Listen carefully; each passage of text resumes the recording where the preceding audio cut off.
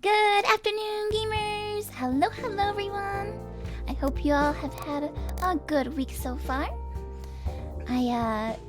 Cinder is making some roughs in the background. Hopefully it's not too distracting. But congratulations on first Ariel. JD, congrats on second. Gem, congrats on third. Hello, Felbin. Hello, hello. It's your favorite stinky lying yawning cryptid. Where? Where? I don't see anybody that fits that description here. See, Cinder says there's nobody like that here. But welcome back, everybody. If you weren't here when we started the game last week, this is Lacuna. It is kind of like a sci-fi noir. We are basically an FBI agent, sort of, but in space. Here, one second. Let me change this to full screen. There we go. Alright. And an important official from another planet was coming to visit ours. And they got a little bit assassinated, which, you know, might start a war. So we are trying to catch the killer. Hi, Cinder. She says hello back. Let's see, if I go to, back here, enter the train. Ah. Right. So currently, we are in pursuit of the killer. We've been tracking them. They stole a boat. Hi, Neil. I just wanted to remind you to check out the perp's boat. The harbor is right on the other side of the train station. Thanks for the reminder. I'll have a look. Take care. So maybe I'm supposed to go this way. No, because this is the dead end over here. Okay. The other side of the train station. Should we keep going left?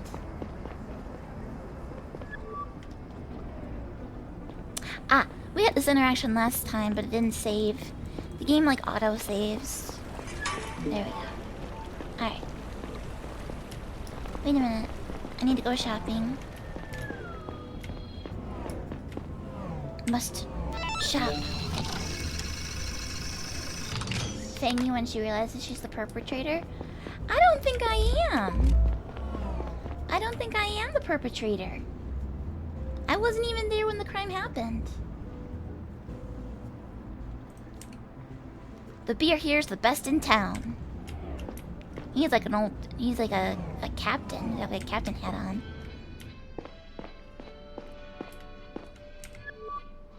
Excuse me, sir. Do you know a guy called Ed?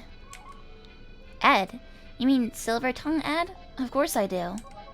Lived here for 40 years. We often had a drink together upstairs. Shame he got kicked out when TSW started asking for rent. I met him earlier. He told me he misses this old spot. What would it cost to rent it for him again? What, are you gonna pay it for him? Didn't think you uppers were good for anything. It's $50 a month, $500 for a year. Alright, I'll rent a spot for a year then. Done. Looking forward to having the old geezer back. You can tell him he can come back next month. But I'm honestly not sure how long it'll take them to boot him for another reason. TSW is more interested in renting spots to tourists and private yachts.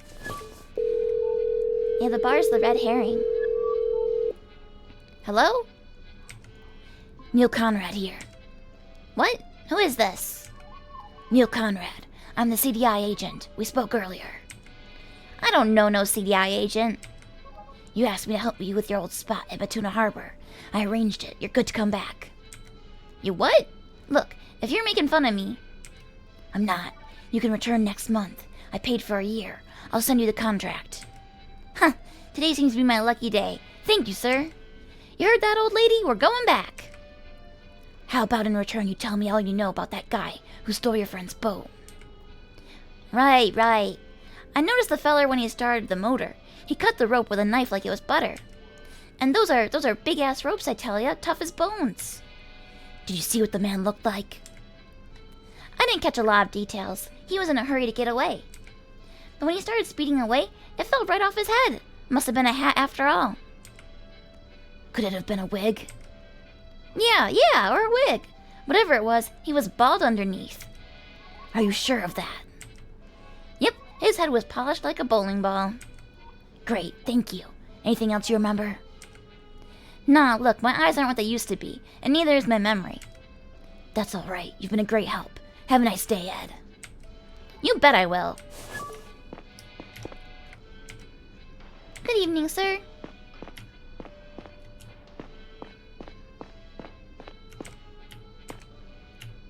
Can I talk to the other people? No. Darn. Oh, what's down here? Never eat it, Roy's. It's just a drunk guy. It's just a drunk guy.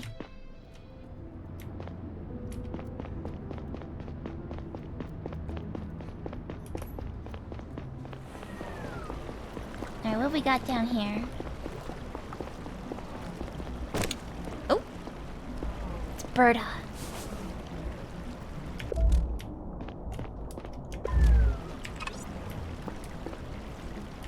I'm going in. An open first aid kit. Some untangled bandages lie on top of the other contents. A pocket laser cutting device. Its cuts leave a blue residue. A sink full of bristly red hair. Looks like our guy shaved his entire beard off.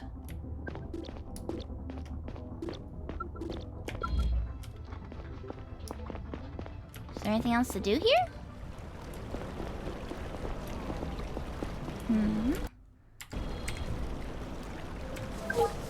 Enter the train now? Alright.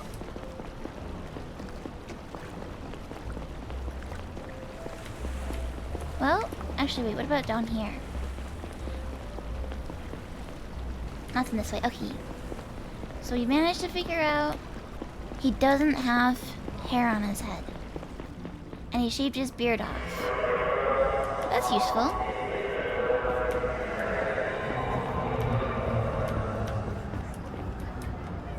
All aboard! Let me in.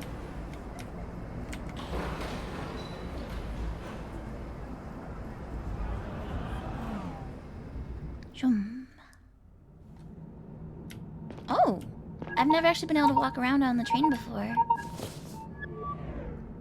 Mr. Conrad, this is Felicia, the bartender from Sakura Hotel. Your colleague gave me your cell info. Listen, I want to thank you for not telling anyone what I did. You're not going to snitch on me later, are you? No, you're good. I don't think you knew what you were doing. I didn't know, I promise. Thank you. Listen, I remembered something that might be helpful. The guest you were after, that Diaz guy? I think he had a bruise on his arm. I saw it when he was on his way to the van. His instrument fell down. He rushed to pick it up, and he suddenly put his hand on his head. I saw a pretty nasty cut between his wrist and elbow. It looked fresh. Thank you for letting me know. Give me a call if you remember anything else. Clues. Wait? Cutscene? Oh. Gonna look for a little bit. Not long. Got back from work and need a bath. Okay. Thank you for lurking, Mogata, and have a nice relaxing bath. I think baths are the best.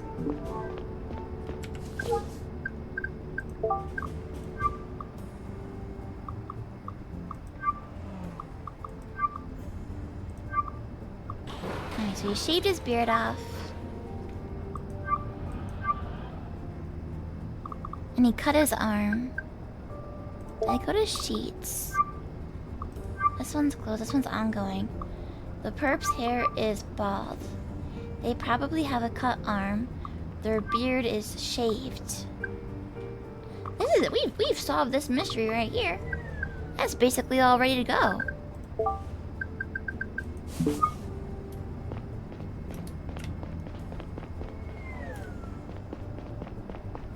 Oh, hey Tori! A glub glub sure thing. Yep, there's 5 incoming.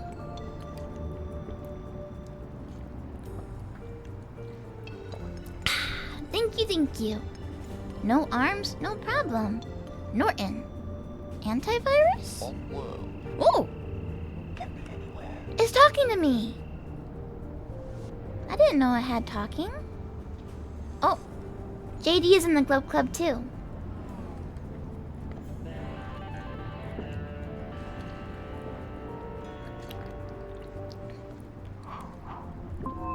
There's a surprising number of advertisements.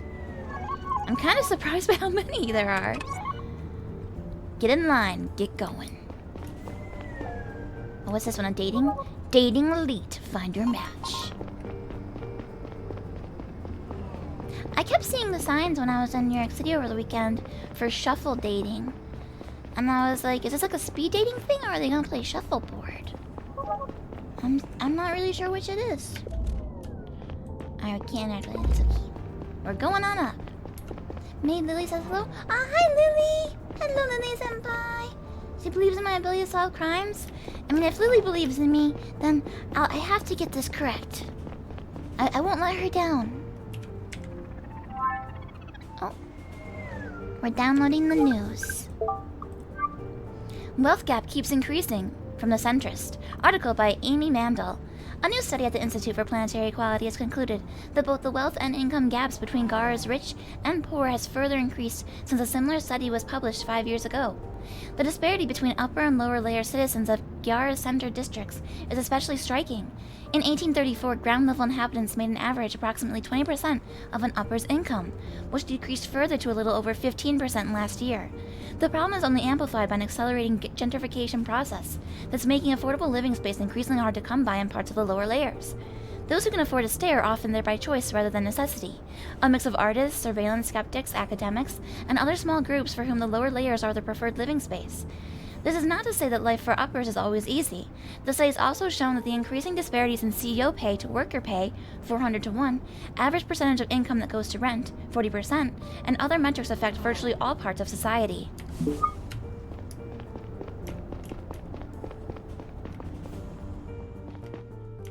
This game's getting a little too real. Central Department of Investigation. This is my job. This is where I work. You're not gonna say hi to me? Who's this? Morning, Conrad. Alright. Gonna snoop around over here, and there's nothing.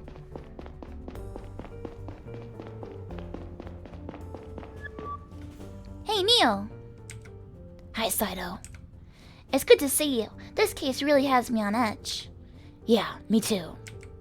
The chief wanted me to tell you that we invited 2 special guests. They're waiting for you in the conference room upstairs. Who? Why? The CEOs of Millex and Dyson Enterprises. They had dinner with Banny right before he was shot. Millex and Dyson, as in probably the biggest mining companies in the world. Honestly, you probably don't even need to say mining for that to be accurate. Holy shit. Wish someone had told me earlier. I'm not exactly prepared for this. Sorry, I just got word from the chief. That reminds me, he also wants to talk to you after you've questioned them. Alright, thanks for letting me know.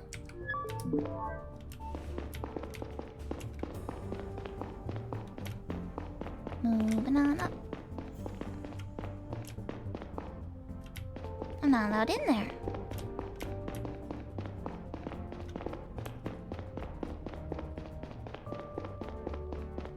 Alright, this game doesn't really reward you for exploring too much. Sadly. Good morning, gentlemen. I'm Agent Neil Conrad. Good morning, Mr. Conrad. Abbott Dyson, Dyson Enterprises. Morning, Dan Kim, Millex. Sorry to keep you waiting. Let's get right to the point then. I have a busy day ahead of me. Yes, of course. The 2 of you had dinner with Mr. Banny last night, correct? Yes. And you're aware of what happened after he left? We were just told. It's terrible. It's a tragedy. Our upcoming negotiations with Banny were of utmost importance to our relationship with Drovia.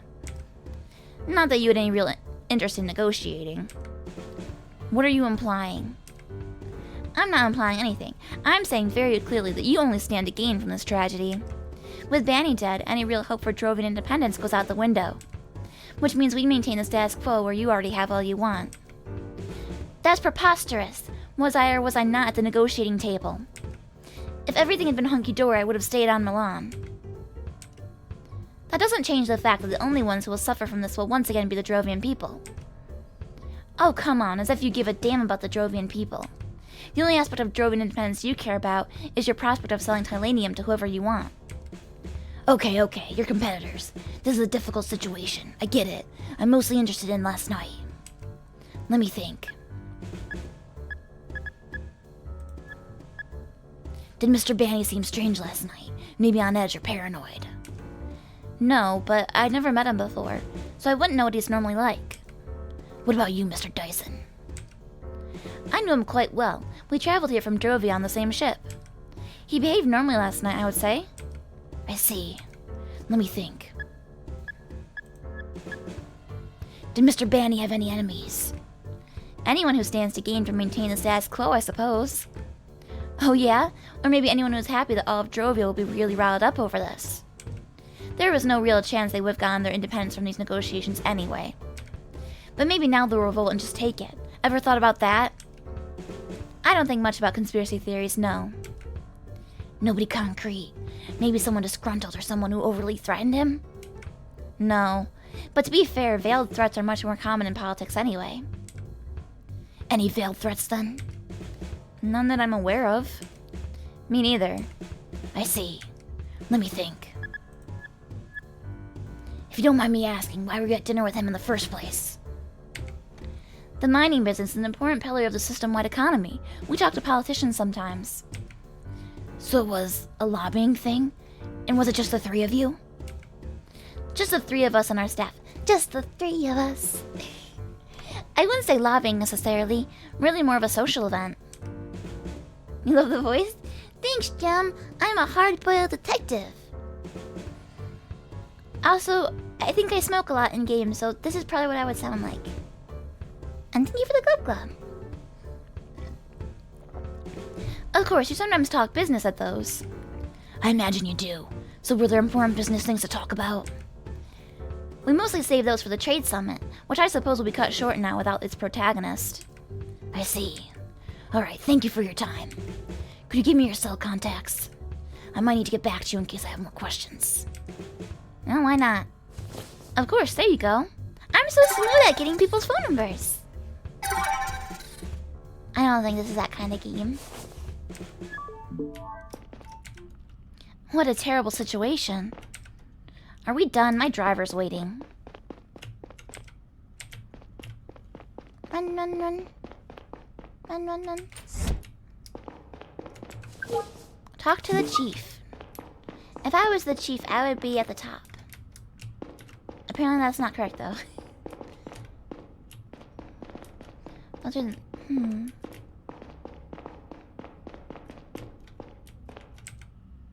You should go talk to the chief. I would like to. It didn't let me keep going up, though.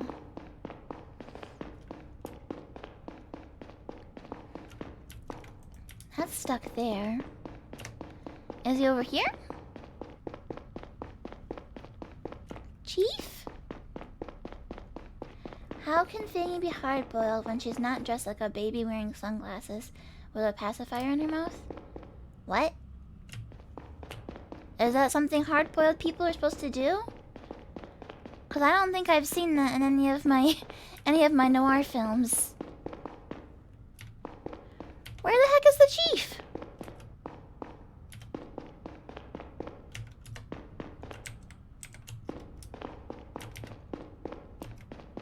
Chief? Boss?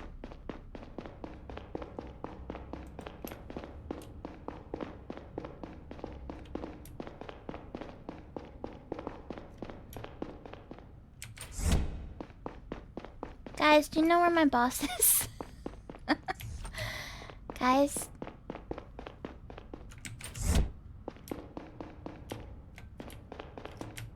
I can't use the elevator. that's stuck.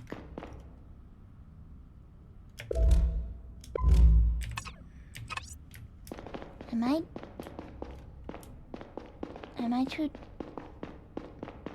I too dumb to use stairs?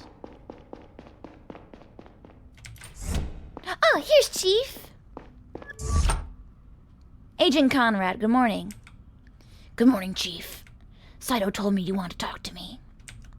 I do. Let's not beat around the bush. Agent Long already filled me in over the phone. But he told me he didn't want to reveal the escort agency's client. Yeah, about that. I'm not completely certain that my suspicion is correct, but... Are you going to make me say it? So it is you. It is me. Why didn't you tell Agent Long? You jumped the chain of command. I guess I did. Thank you for telling me first, Conrad. So what makes you think a hostile agent was involved? It seems like the woman who paid you a visit wasn't the real escort. She had a procedure done to look very similar to her. She also seems to be in contact with Banny's murderer. We have a recording of their conversation. It seems probable that she tried to take advantage of your connection to the escort agency. I see. Any idea what her objective might be? Did you notice anything suspicious when you met her? Nothing comes to mind. She didn't seem particularly interested in my professional life. Did anything go missing since she visited you? It sounds like you already have a suspicion. Out with it. The fake escort talked about some data she stole, I think from you. Is that what the sniper's going to hand over at Joris Plaza? Exactly. I don't have any relevant data at home. Except on my cell, of course. Maybe she got the chance to access your cell without you noticing. Maybe. I'll have to talk about that with my own superiors first. One more thing, Conrad. You didn't talk to a girl named Sheila Nowak, did you? I did. She wanted to know if you were all right. Might want to give her a call. Is she okay? Yeah, she's fine. Looks like she finally has all the money she needs to go to university. That's good to hear. We have to focus on the sniper now. The handover's taking place in less than 3 hours. Let's get down to the mission briefing. They're waiting for us. How was it talking to those 2 CEOs? Jem said go down to the lobby and tell the nice lady you lost your boss and need help. Why does it sound like I'm a lost child? Those 2 CEOs don't seem to like each other very much. What did you expect? Top mining guy from Drovia and top mining guy from Giara. They're probably mortal enemies. I expected them to be less open about it. You'd think that rich and influential folks would be more reserved. But the truth is, many of them are the most brazen, least classy individuals in the system. What is with that person's hair? What is wrong with her? What is this? Huh.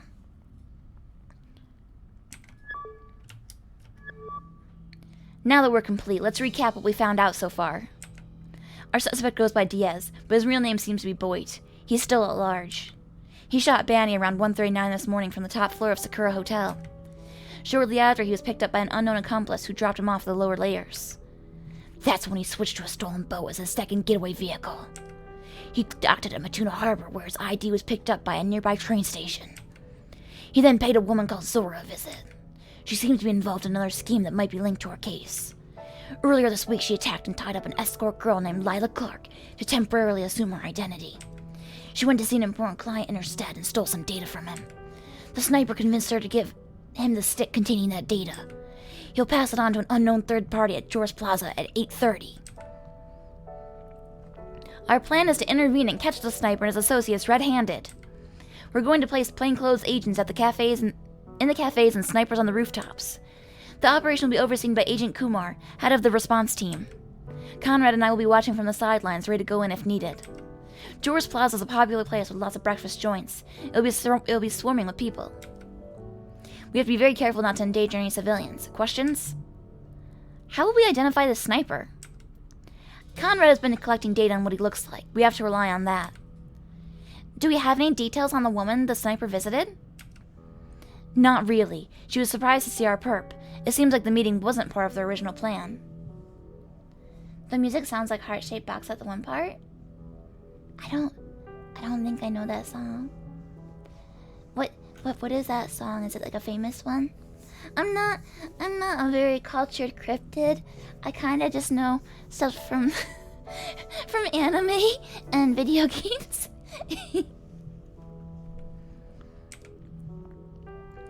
We're not sure if the suspect lied to her to get the stick. If so, it's possible he's not planning on taking it to the handover at all. Alright then, Conrad, go ahead and submit the sheet on what the sniper looks like. Take your time to go over all the logs and evidence again. We only have one chance to get this right. Let's do this. I really wonder who we're up against. Good luck out there. Go over all the evidence and submit the case.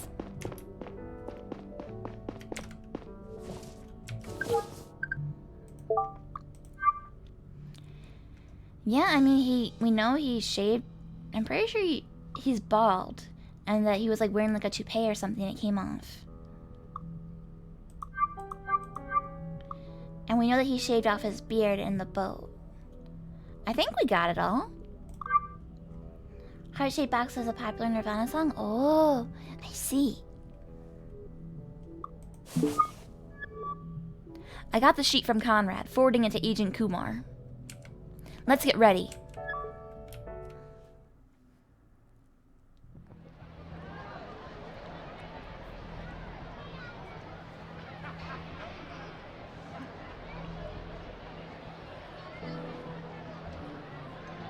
Bum, bum, bum.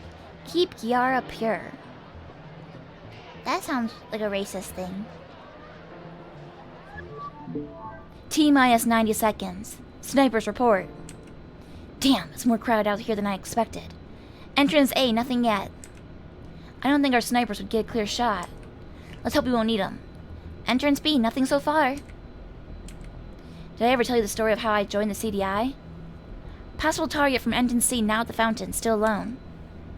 Yeah, you saved Mayor Glover's life when you were still a policeman. Got a possible match at entrance A, we'll follow up. I wasn't on duty that day, but when I saw the guy pull out a gun, I didn't hesitate. Suspect from entrance D is being joined by an obese man. That's what landed me a job at the CDI. Unit Alpha, you're up. Pass by the fountain for a quick peek. Shit, I was so nervous when the chief invited me for an interview. Copy that. Nothing had gotten me that nervous again in the 15 years since, until today. Boss, have a look at the one in the black shirt sitting north of the fountain. If we don't book this guy today, someone will have to take the fall for Banny's murder, and we're first in line. Target bears similarity to the suspect. Make a stop right there. Tie your shoes. We'll find out soon enough. Green shirt is being joined by a young woman. It's going down any second now. Let's focus. It seems to be a date. I can hear Suspect A talking. It sounds harmless so far. Time is now exactly 8:30. Keep your eyes open. No exact matches of target description yet. Maybe he shows up late.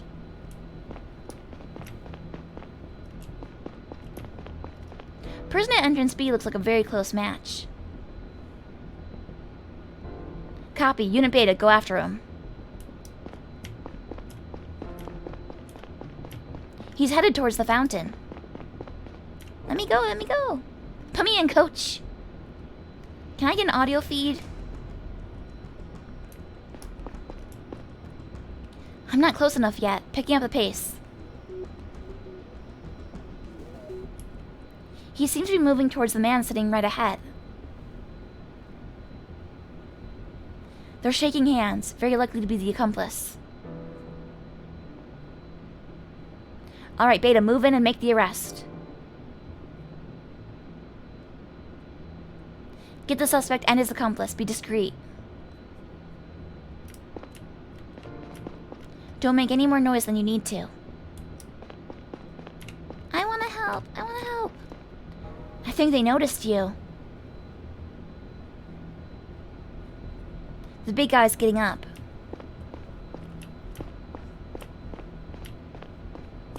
You spooked them. Get a move on. Other guy's standing up and reaching into his pocket. Uh-oh, that's not good. Watch out, gun! Shoot! Follow me, Conrad! Boom, boom, boom, boom, boom, boom, boom. Eh? I can go somewhere else? What was the point of going up here? The stairs were a red herring.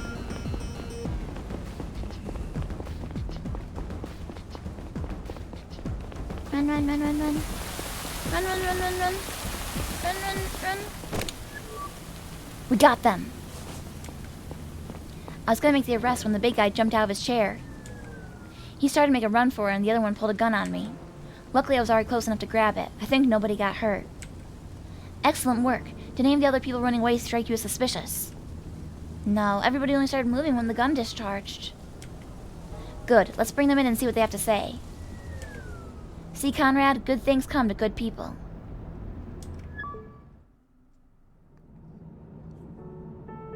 Did I do it? Did I win?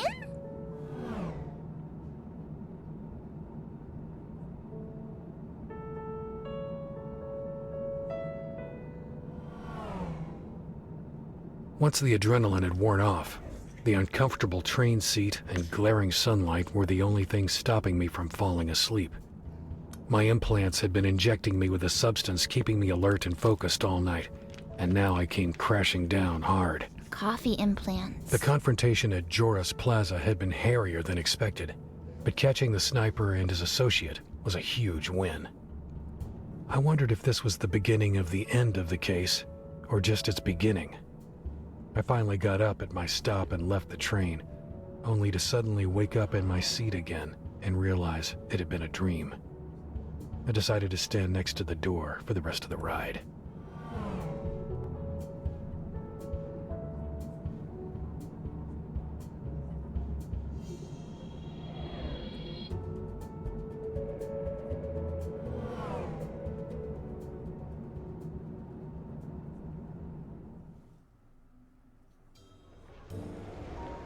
A cool breeze cut into the train cart and through the haze of fatigue when the doors opened. I considered visiting Kat, suddenly feeling an urge to inhale the woody, slightly dusty air in our old apartment. Kat had filled it with what she affectionately called real things. She loved leather, cloth, paper, and plants, and hated the clean, metallic surfaces at my apartment. Sometimes I did too. It's okay, Cinder. I thought something had updated in here.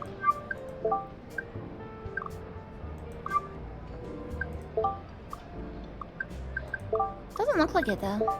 So you can go up that way. And what's over here? It looks like a space invader. Cute. Sky Gazer Bistro. I'm gonna go get lunch.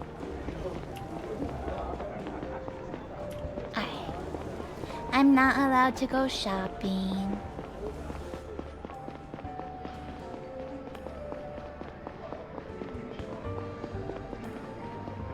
I still think Brain Gain is the funniest brand in this.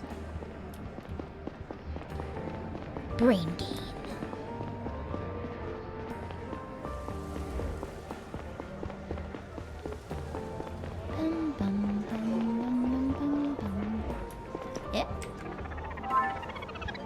The Daily News. The Giants are talking. From the Centrist, article by Gustavo Trample.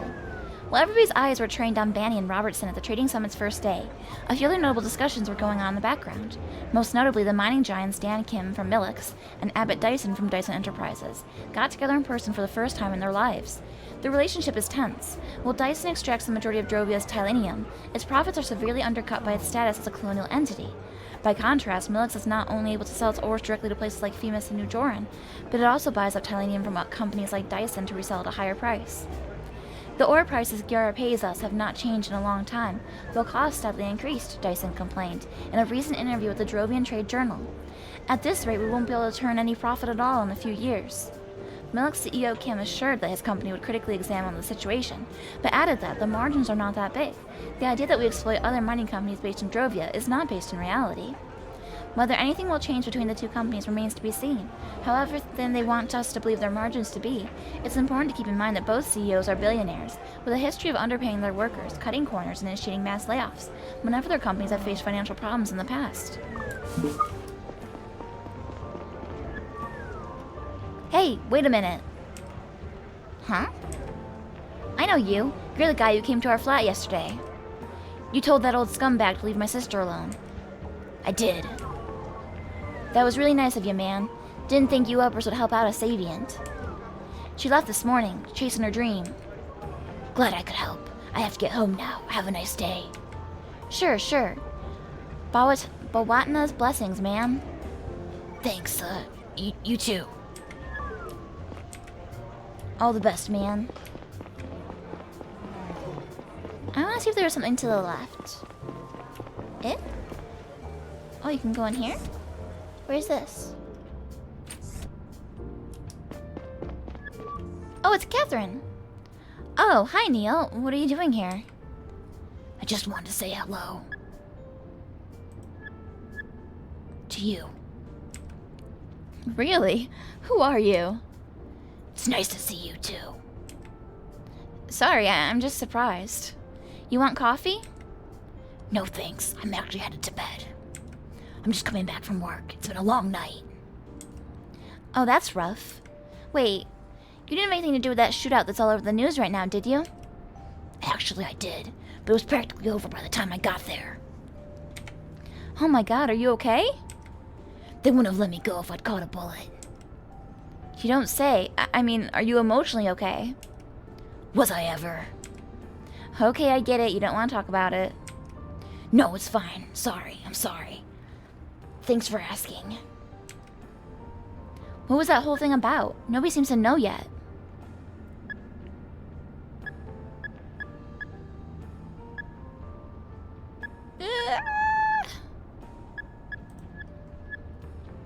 Banny's dead. He was killed last night. The shootout this morning was us confronting a suspect. No, tell me you're joking. I'm not. I don't know much more right now. It's an ongoing investigation. You cannot talk to anyone else about it, okay? Of course. Shoot, Neil. What if Drovia retaliates? I mean, I understand that they want their independence and all, but... If our investigation goes well, we'll have some results soon that will help de-escalate the situation. You're not blaming yourself and your unit for this, are you? I'm sure you did everything to protect Banny. There's always a remaining risk. That's just how it is. Neil, I'm so sorry. I've really got to go.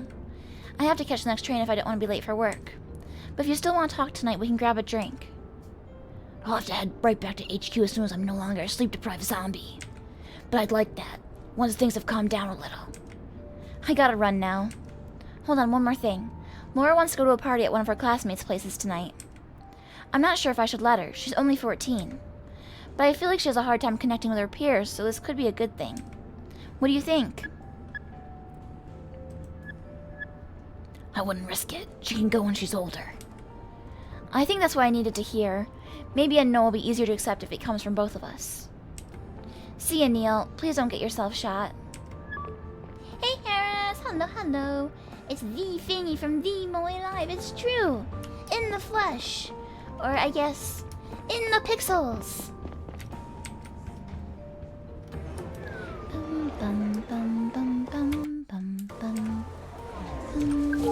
Walk home. Yeah, I think my home is to the right. So I want to see if there's anything to the left. Oh, ba-doop, ba-doop. Alright, dead end. Ba-doop, ba-doop. Fleshy pixels. Whoa.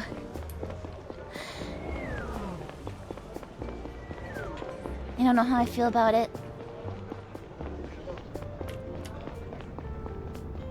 Well, I like it when it pans out and you can see the city more.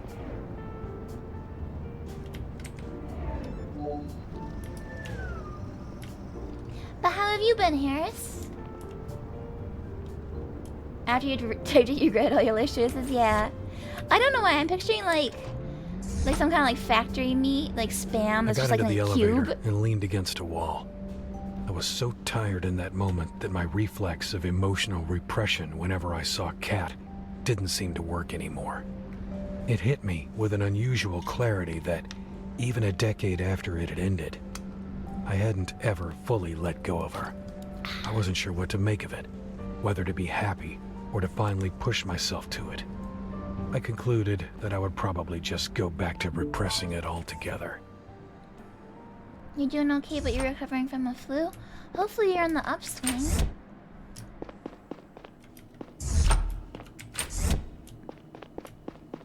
Can I talk to my robot lady? Welcome. She's my smart home.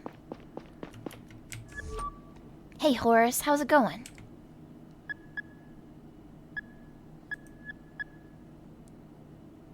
Give him a little pet.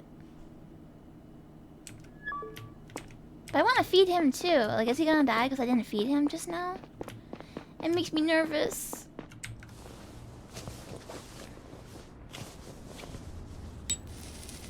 The only problem with this game is that you don't get to do the monologuing when you do these like dramatic smoking segments. You want to see Pochi the Rock in the cinema, but you were too ill? Aww. I'm sorry. Maybe it will come to like Crunchyroll or something, streaming wise. Nap time. He doesn't even take off his shoes. Waking up in the early evening was disorienting. I sat up on my bed and allowed the memories from the previous night to pour back in. Banny's body, the hotel, Lila, the shootout. I tried to put it all in an order that made sense and got on my way back to work. A hint of the good mood that had overcome me outside of the villa returned. Once again, it stemmed from what had made me join the CDI many years ago. The feeling of doing something instead of taking a back seat and waiting for death.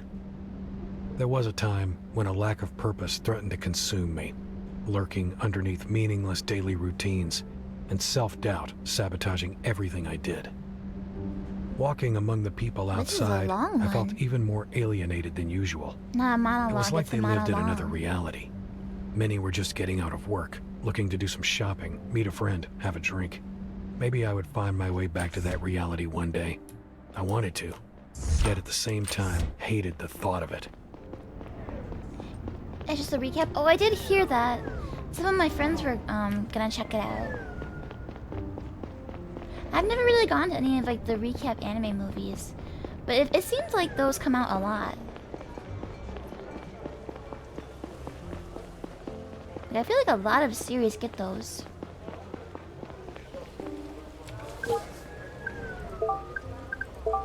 Enter the train again? Alright, alright. To the subway! It's the subway if it's underground, right? Isn't that how it works? Hackermans! Hackermans, look! Oh!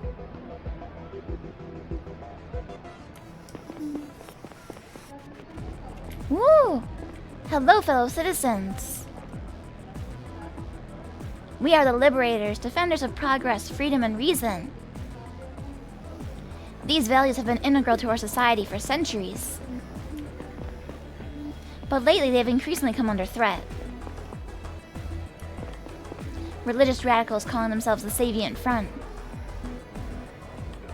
are aiming to establish a theocratic government in Androvia. The Sabian faith is based on superstition and rejects science, to the point where it endangers the lives of everyone under its thumb. We all saw 4 decades ago today what happens when a Sabian state is left to its own devices. We can't let history repeat itself. We demand President Robertson end this madness now.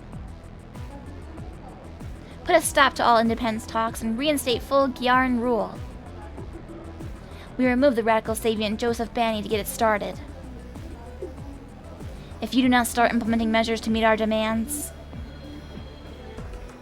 more Sabian lives will be spent to protect our collective future. The Sabian population on Gyara will be taken hostage until the Gyaran population on Drovia is guaranteed its freedom. We must stand up for them if our government won't. Await our next move within 48 hours. It won't be as silent as the first one. Yeesh.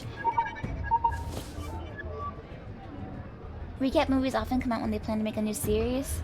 Easier for people to watch one movie than a whole series again. That makes sense. I can see that. Conrad, did you see that? Yeah. It was on all screens across the city.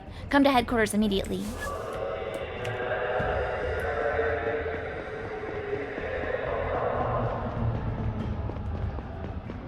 Run, run, run, run, run.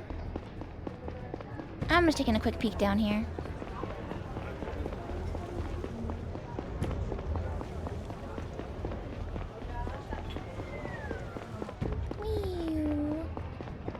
How is Fangy? I'm doing good. I'm doing good. Today is Wednesday, which means it's my curry day. So it's basically the best day of the week. That's not true, that's not true. D&D day is the best day of the week. But then, curry is the next one.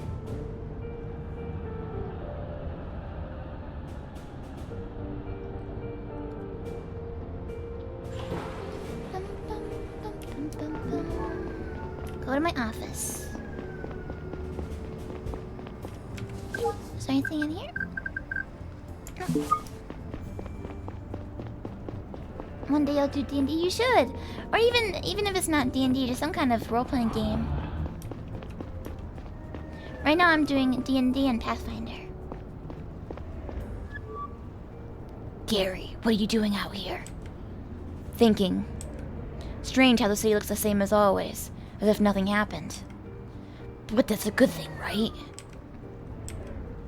Freaking liberators, ridiculous name. From whom are they liberating us? From a handful of superstitious lowers? Pathetic bullcrap. Every single institution on this planet upholds the freedom of our people and their values. It's not like we're letting some religious fanatics take over the solar system. And somehow we didn't know anything about these... jerks before everybody else. One more thing we missed. At least we booked the sniper and his associate. They're both being interrogated downstairs. So far, they're not very cooperative. Do we at least know who they are? We scanned them. The sniper's a complete ghost. He got a fake ID right before he checked into that hotel. The other guy's a businessman from Drovia. His name's Abraham Gonzalez. He's the CEO of a company called Power Up. They manufacture selenium-based batteries. Both the guy and his company seem harmless. No criminal record. Strange. Why would someone from Drovia help an anti-Drovian terror organization? I have no clue. What about the woman? Any updates on her? Nothing so far. But we do have another lead. Saito's trying to find out where the announcement was broadcast from earlier. But the most important lead are those two douchebags in our basement. You have a way with words, Conrad. Get down there and see if you can get them to talk. Will do. Did we secure that drive the sniper tried to hand over? Yeah. And what's on it? About that. The chief said the Attorney General seized it. She said she has to evaluate if we have the required clearance level. The Attorney General, are you kidding me? That's a crucial piece of evidence. We need it. I suppose I'll let us in on it soon. There's no time to waste. We have to assume the next attack is less than 48 hours away. The higher-ups know what they're doing. You think? Let it go, Conrad. Go talk to the chief yourself if you have a problem. And one more thing. There's an article about Gonzalez's company in the news today. You might want to download it and have a look.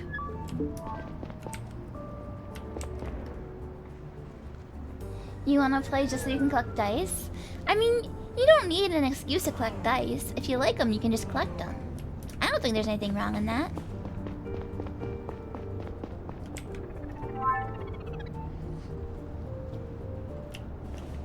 Let's see what we got. NJD, I tried to censor it. I did.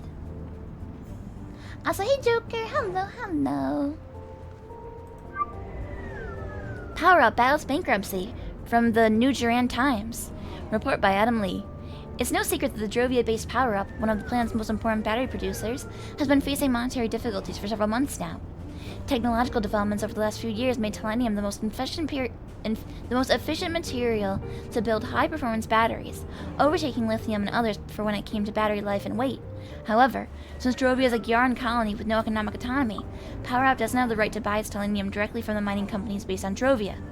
The latter are forced to sell the resource to Gyara, which in turn sells the tellurium to all companies processing the material, including those on Drovia. In light of this development, it's become increasingly difficult for non-Gyaran companies to keep prices competitive. This has put Power-Up, like many others, in an increasingly difficult spot. It did not come as a surprise, therefore, when CEO and founder Abraham Gonzalez publicly supported the cause of the Drovian fight for independence last week. As representative of the Association of Drovian Electric Companies, he accompanied Minister Bani on his business trip to Gyara to defend the interests of his industry during the discussions between Drovia and Gyara. Hey Alex, hello. That's true, but you already have a lot of things that you're addicted to collecting. I know what you mean. I'm the same way. I need to find small things to collect. Because like a lot of stuff that I collect is big, because I always like plushies. And it's like you run out of room to put everything. But Alex and Joker, how you two doing?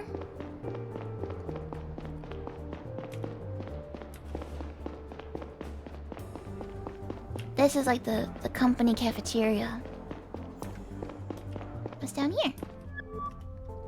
Hey Holloway, I've been told that our guests are eagerly awaiting me. They sure are. I suggest you talk to Gonzalez first.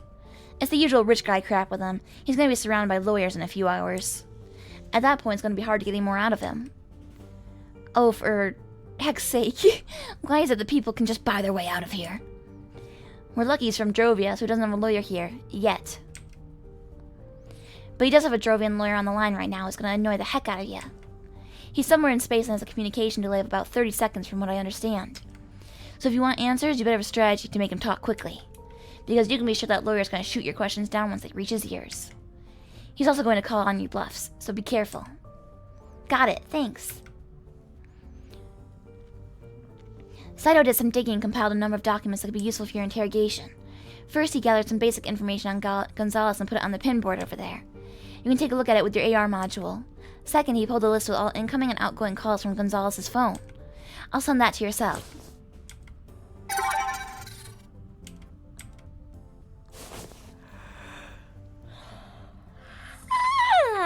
Ferocious roar. You're taking it easy today, Alex? That sounds nice. Joker is singing sea shanties in Misty Mountain. Oh. I like that song. That's the one from The Hobbit, right? If you have any more evidence that incriminates our guy, go over it before you go in. I will, thank you. You're welcome. Let me know when you're ready.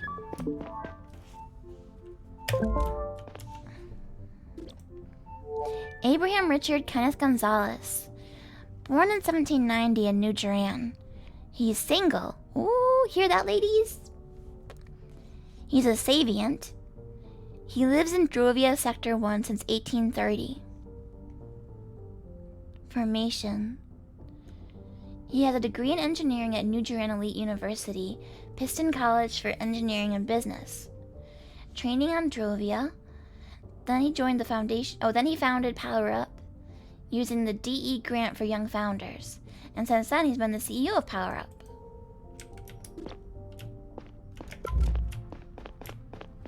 I want to see if there's anything upstairs real quick.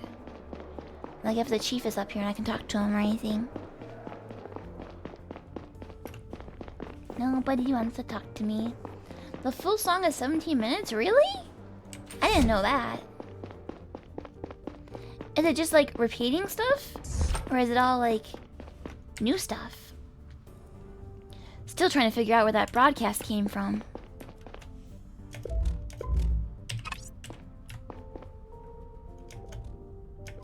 What? Every verse is different? Oh wow. That is quite long then.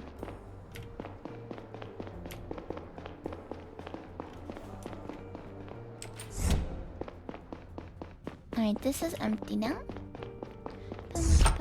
Ah, Good. Shut in my face.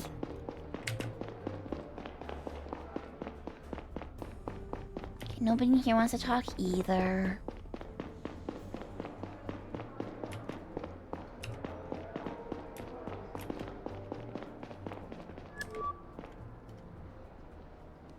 And you can rest assured that we know what we're doing. I didn't question that, but that data is one of the most important pieces of evidence we have right now. The Liberators said that their next attack will take place in 48 hours. That's pretty damn soon. We really need to take into account everything we've got if we want to catch those guys in time. I already told you that the contents of that stick won't help you find them. How can you say that? Having a better idea of your enemy's motivation is always important. And you know that. You yourself were director of the CDI for over a decade. Liam, please, I've got a lot on my plate right now. I don't have time to discuss this over and over again. The data's about something that happened during your time at the CDI, isn't it? What are you talking about? I looked at my cell's history and saw which folder that woman navigated to. I don't have the access rights, but I'd really like to know what's in there. There was a lot going on in 1800. Let me be very clear, Liam. I can't work with a chief who doesn't trust my judgment and questions my orders. We've been doing this for a long time, Amelia. I deeply respect everything you've done for the Gyaran state. But as a CDI chief, I see it as my duty to protect all Gyaran citizens. And I'm sure that's in your best interest as well. I don't have time for this now. I'll let you know what the next steps are going to be. Good evening, Agent. Good evening, Chief. Agent Conrad, how can I help you? I was wondering what the agent is doing here. Or what the Attorney General's doing here. We had a little discussion about our plan of action. Nothing you have to worry about it, though. Was it about the data? Honestly, I don't understand why parts of the puzzle are being kept from us. It makes no sense. I agree. Listen, Conrad, I'm currently trying to find out what the data's about and why we don't get access. Don't you have a suspicion at least? You know what was on your cell when it was accessed. The data was on the CDI network, and apparently it was something I don't have access to. Until I know exactly what you're looking for, I'd like to ask you to respect the chain of command. I'm getting an important call any second. We can talk later. Goodbye, Conrad. Oh, I got an email! Here's the phone records from Abraham Gonzalez. So there were some anonymous calls. Bum, bum. Bum, bum, bum, bum. And the third was yesterday, so that's when the crime took place, yesterday.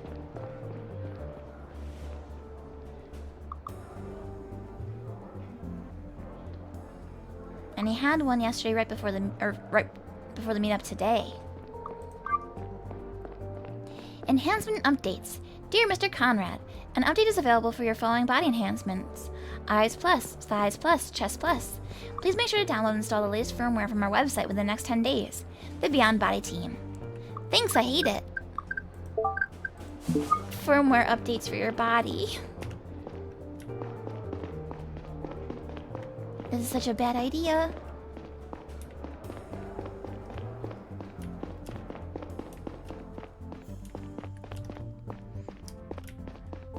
Alright, let's look over our notes real quick before we go in there. Not yet, not yet. Okay, see? Sheets. These are all closed. Clues. Information on Gonzalez. What do we know?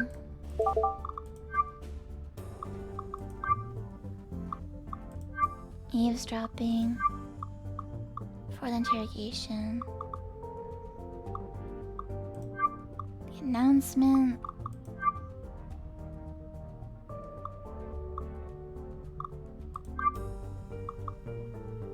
About the shootout. About Sheila.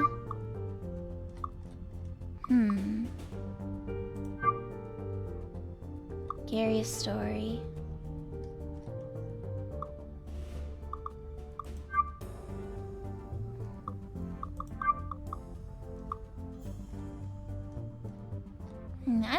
really have much here to work with.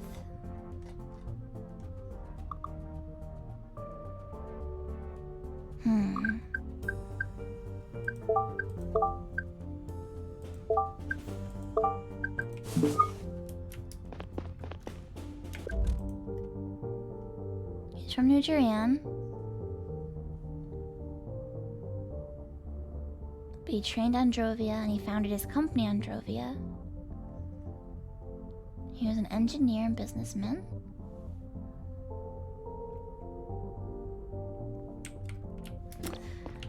Oh boy. I guess we'll start.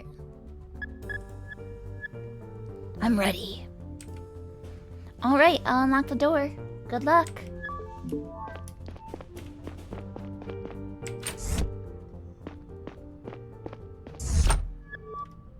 Hello, Mr. Gonzalez. I'm Agent Conrad. I already talked to your colleagues. I didn't do anything illegal. You don't have a right to keep me here. I'm a citizen of Drovia and you have no evidence against me. We could keep you here for 24 hours, even if we didn't have evidence, but we do. Let's start with your associate. What do you know about Boy and the data he brought you? He's not my associate. I didn't even know he was called Boy. Listen, Mr. Gonzalez. I know you had a phone call with him last night. We have Boy on record talking about the handover of some storage data module at George Plaza. He explicitly said he called the person he was going to meet at 11 last night. You have an incoming call at the exact time from an anonymous number. And you did show up at the meeting at George Plaza this morning.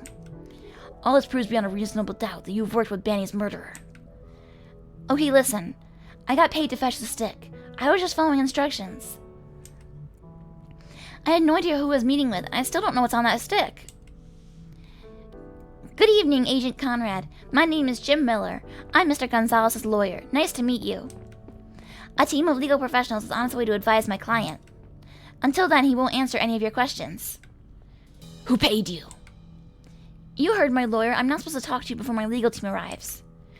Listen, Mr. Gonzalez, I've heard that...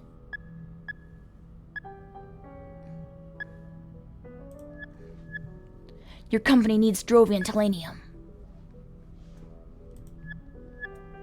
You publicly stated your support for the Drovian fight for independence.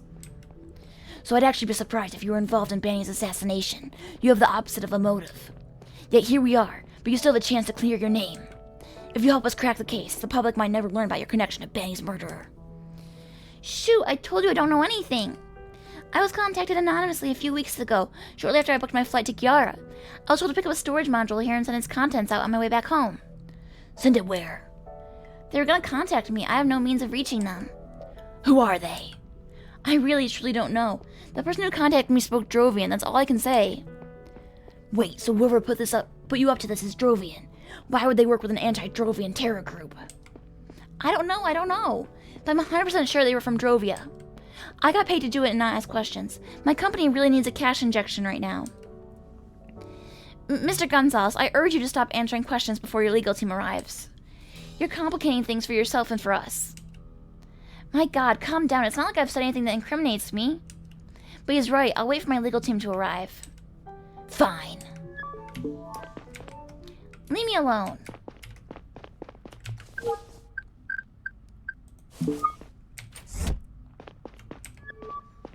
So, how did it go? He doesn't seem to know much, which in itself is interesting. Well, it's more than nothing. Good luck with the other one. He's a tough nut to crack. Hasn't said a single word yet. Not sure if he even has an emotional reaction to anything. We know nothing about the guy. He's a complete ghost. If you have any evidence that could be useful, though, you should go over it before you talk to him. Let me know when you're ready.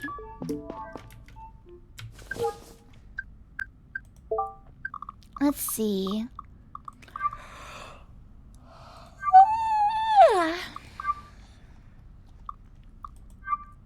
Ferocious roar. I almost forgot.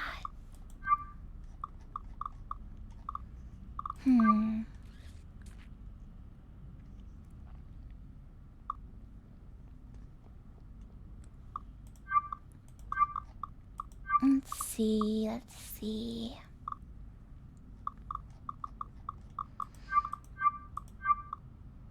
they don't make it easy to go back and find stuff in the dialogue.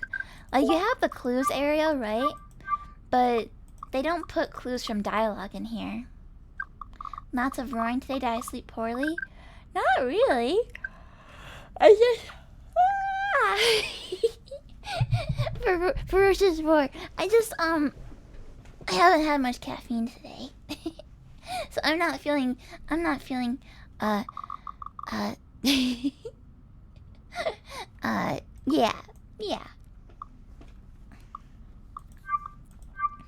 If I don't have caffeine, I get ferocious.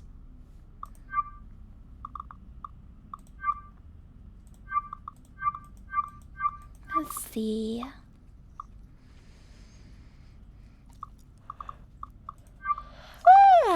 Ferocious roar. Okay.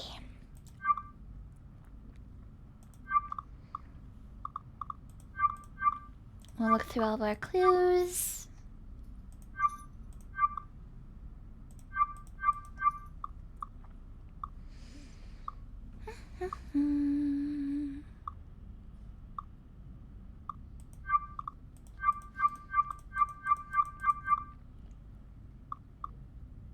Okay.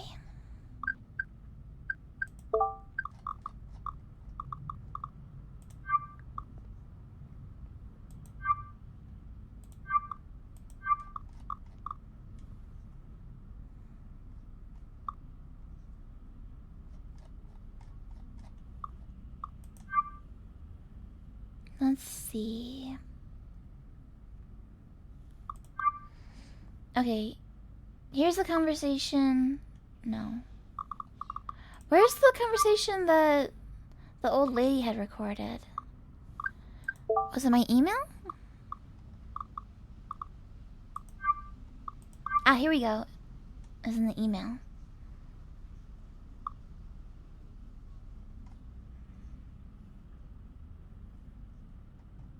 Alright. So Boyd was drunk the night of the crime, pretty sure. Was drinking whiskey, he got a cut on his arm.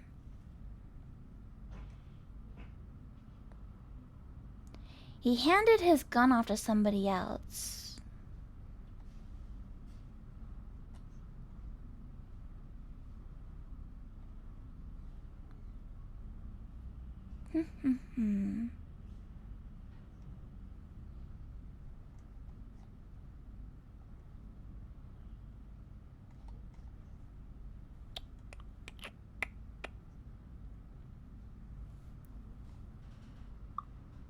Alright. Well, let's just give it a go.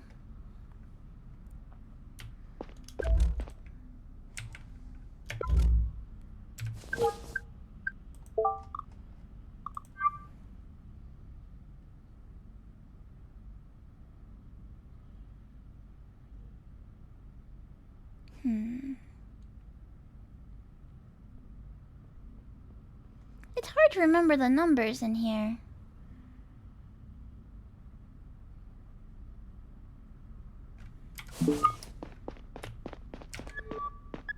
So you ready?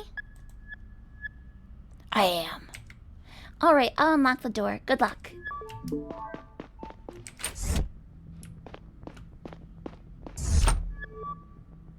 Hello, Mr. Boyd. Do you have a last name? Or is that your last name? Alright, Mr. Boyd then. I'm Agent Conrad. You made quite a mess out there. Shooting Joseph Banny put you at the top of our most wanted list overnight. Your friends just announced their next big project, and you're uniquely qualified to help us get ahead of it. What do you know about the Liberator's plans? Okay, how about this? What's Sora's role in all this? Sora? That's right, Sora, the woman you met last night. I don't know any Sora. But I know you do. Why did you take that stick from her? You told her there was a change of plans she didn't know about, was that true? Or did you trick her into giving you the data? Did you want it for yourself? Or did you want to protect her by going to the handover in her stead? You two seem to care about each other. So I'm sure you want to know how she's doing. How about this? I tell you what I know about her, and you tell me what you know about the Liberators. You go first. Alright. You'll be happy to hear that we don't know her whereabouts. She wasn't at George Plaza when we got you, and for all we know, she's heading to a happy criminal existence. It's your turn. Who's behind the Liberators? I don't know. I've never met them. They just paid me. Who paid you? I answered your question. Fair enough. Well, this was fun. Let's do it again sometime. That wasn't helpful.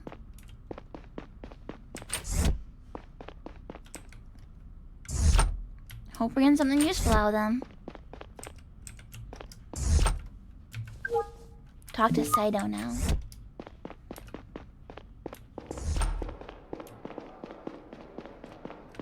I don't actually know where Saito is. Oh, are you? No?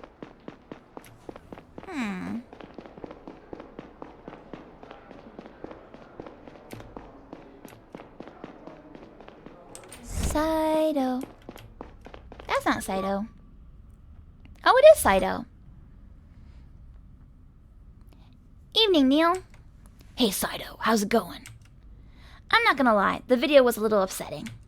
I mean, I know that my religion is strange to some people in Kiara, but an anti-Saviant terror group, that's something else. Should I be worried about wearing my scarf in public now? I think those people are idiots, and I'm sure the vast majority of Kiarans agree with me. I know. Hey, I also have some good news. I found out where the Liberators video was broadcast from. It's a company called AdSpot. They own most of the billboards in the city. You want an ad played, you go to them. I took a shot in the dark and checked ongoing police operations in the center. And what do you know, someone at AdSpot made an emergency call tonight. Apparently an intruder forced their way into their server room and gained access to a computer. I made contact with the local police department. They sent 2 officers who secured the scene and are waiting for you to have a look. Fast as lightning, Saito. Great work. Well done. Conrad and I will go to AdSpot and have a look around. We really need to get ahead of this one and prevent another attack. Why don't you... My tummy's growling. I don't know if that went through the mic. Why don't you follow up with some leads while we're gone? Trace the perp's payment to the hotel as well as the mysterious transaction to the escort. And maybe we can find out where the sniper's accomplice got her face changed. Conrad, I'm taking off from the roof. Want to hitch a ride? You know I don't. Well, it was worth a try. Meet you at AdSpot then. I need some fresh air. I'll come with you, Gary. Take care, Neil. Meet you at AdSpot. Yeah, for some reason my character doesn't really like cars. Don't know why.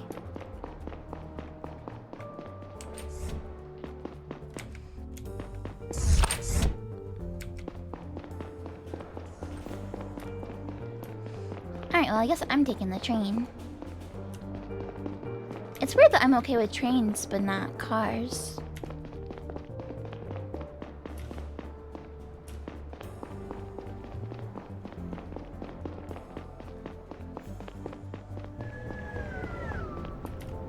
No news. Wait, what? That's a dead end. This way.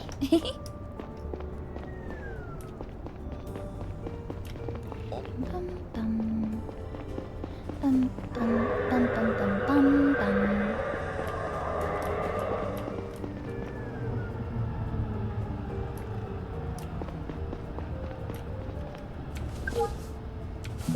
Get on the train.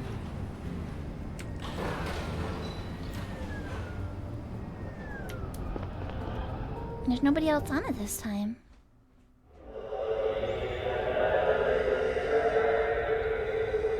During the train ride, every screen in the city had been playing news reports about the Liberators' announcement. They were the first violent domestic terror group with a political motive in recent Garian history. But there was something else that struck me about them. This wasn't the usual MO of a conservative group trying to maintain the status quo.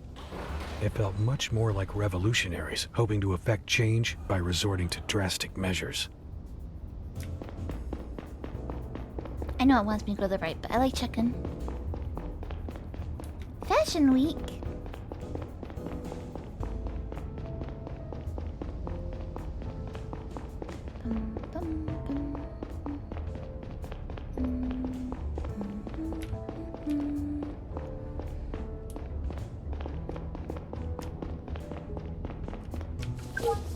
Find ad spot.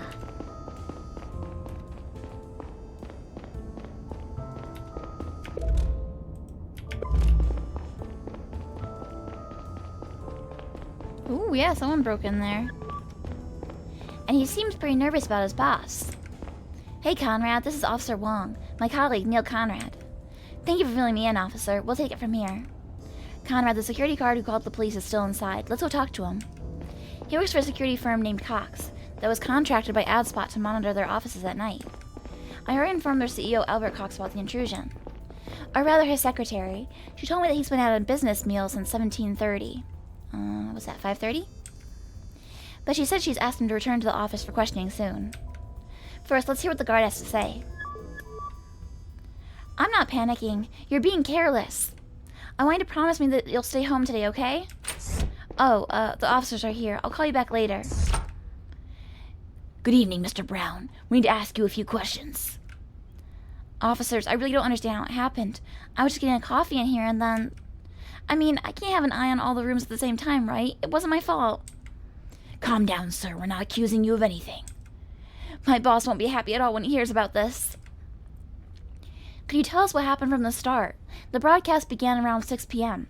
Where were you at that time? As I said, I'd left my post at the front desk for a short break and was having a coffee in here. I heard the sound of shattering glass and I ran looking for the noise. When I arrived in the server room, I saw the broken window and the video playing on the screen. I stopped the broadcast as quickly as I could. It all just took a few seconds. That's not true. That broadcast was pretty long. Hold on. They managed to climb in, log into the computer, and start that video within a few seconds? It seemed that way. Did you see anyone when you entered the server room? No, it was empty. I went to look outside, but they were already gone. So to be clear, the video could have only been played for a few seconds? No more than 10. And if you stop it here, it immediately stops everywhere. Yeah, the screens across the city just mirror the ones in here.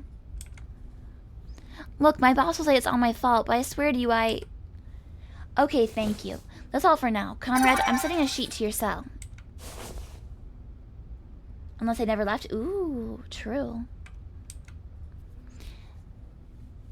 The criminal could be hiding on the premise. Have a look around and see if you can find out who starred that broadcast. Excuse me, Mr. Brown. Anything else you want to know? What's your relationship with your boss? Honestly, I can't say he likes me. I think he's been looking for a reason to fire me for a while. I think I only got the job because of one of his top men vouched for me. I see. Anything else you want to know? About tonight. Did you leave that building at any time? Only one time when I went looking for the intruder, and I came right back. Did anyone else enter the building except for you? Just me and whoever starred the broadcast. Can I go home soon? My wife's a Savient, and after that video today... I'm afraid you have to stay a little longer and help us find the people behind all this. I'd feel better if I was with her. Called her earlier and told her to stay home, but she wouldn't listen. I see. That's all for now. Please tell my boss it wasn't my fault. The thing is, that video was definitely more than 10 seconds. Come to me when you find something.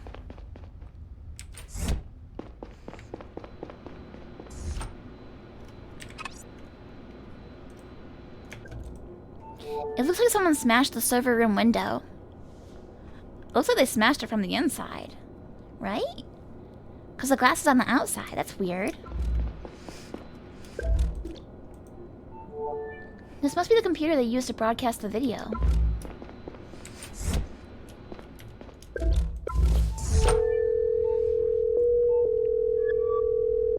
Hey, Saito, could you do me a favor? Of course, shoot. There's a presence sensor at the entrance of AdSpot's server room. Any chance you can pull its data from around the time the broadcast was started? Give me a second, I'll check. I got access, but the sensor doesn't store any names.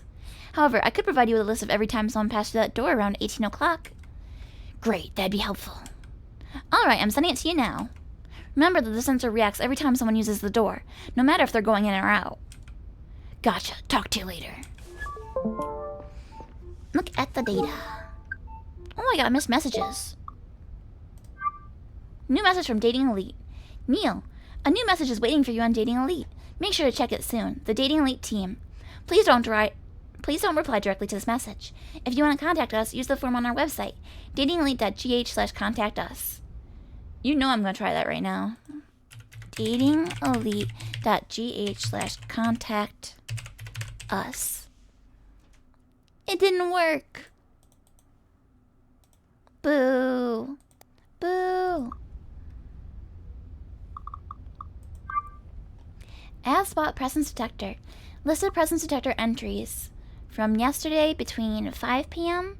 and 6:45. So 1756, 1801, 1802. But there should be a fourth one, right? If the intruder... Well, no, I guess not. If the intruder breaks in from the outside, comes in and leaves, that's 1756. 1801 and 1802 would be the security guard investigating. But that's definitely longer than 10 seconds. Who'd want to date a bunch of spaceships? I say, but it's almost certainly a game already. Probably. I know you can date like warships in some Japanese like gacha game. I'm pretty sure. What is it? Can't I collect or something like that? I definitely remember a boat game like that.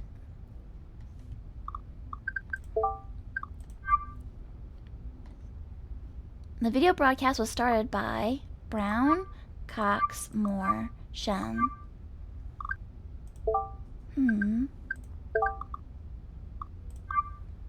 So Brown's the security guard.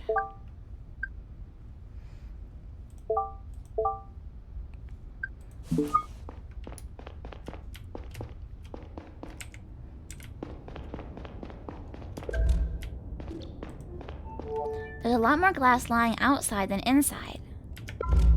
Yeah, that's suspicious. That's a suspect thing.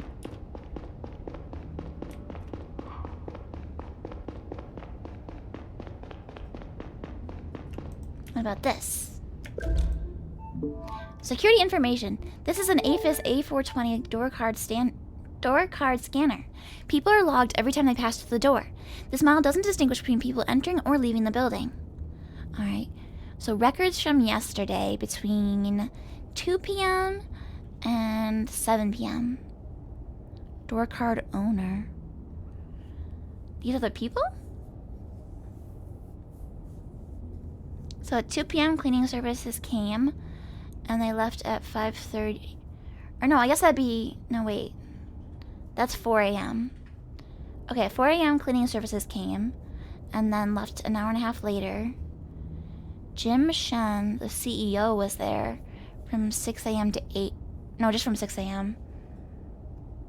Okay, he was there from 6 a.m. until 4:55 p.m. Lisa Schmidt showed up at 8 a.m. Looks like she left at 12:30 and came back at 1, so that was probably like a half-hour lunch break. Neil's boot, one of the employees, showed up at 8:05. Looks like he went and took lunch at like 1:20 and came back at 1:45. I'm hungry! Thank you for the resub, Kuros. Thank you for the 32 months. Thank you, thank you. Your sub streak is divisible by 4? Yep, I think so. Math. How are you doing today, Kuros? Also, I am hungry. Okay, let's see. Neil's boot left again at 4:40. The security guard came in at 5 p.m., exited at 5:55, came back in at 6:02, and left at 6:04? Seemingly? But he hasn't left yet. So that doesn't seem right. You accidentally rushed through lunch and now you're suffering a bit? Oh no! We both deserve delicious dinners tonight to make up for it. If you need any help, I'm here. Alright, so...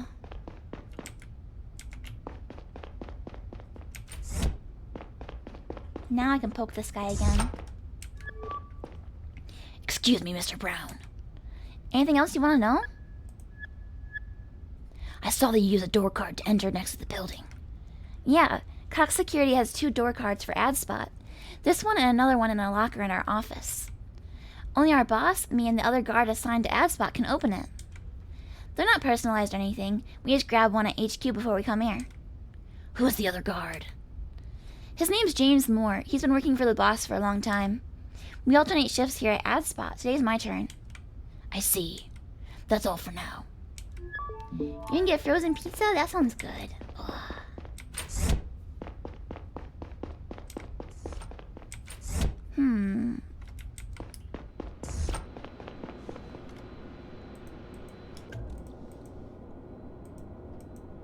Yeah, I mean, it looks like it was smashed from the inside.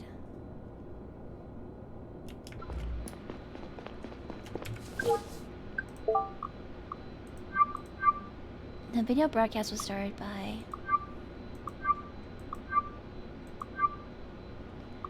okay, well, what time was the broadcast? Clues... there's more glass lying outside the inside. The card reader unlocks the door every time someone goes in or out. There's a presence detector that registers everyone who enters or leaves the server room. It looks like someone smashed the server room window.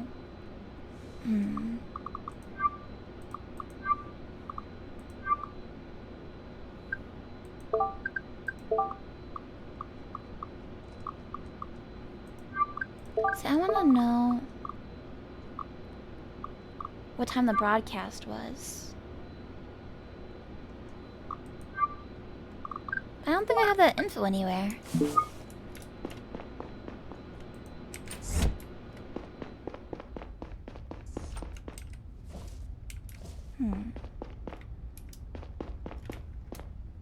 The voices I give the characters are fun.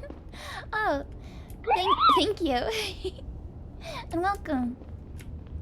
I'm kind of just giving the main character a voice. Because I feel like if you're like a detective in a noir, you gotta have a voice like that, you know?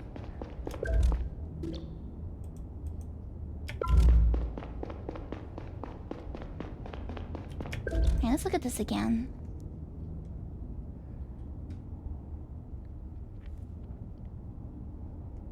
See, I don't know what time the broadcast was. That's the problem.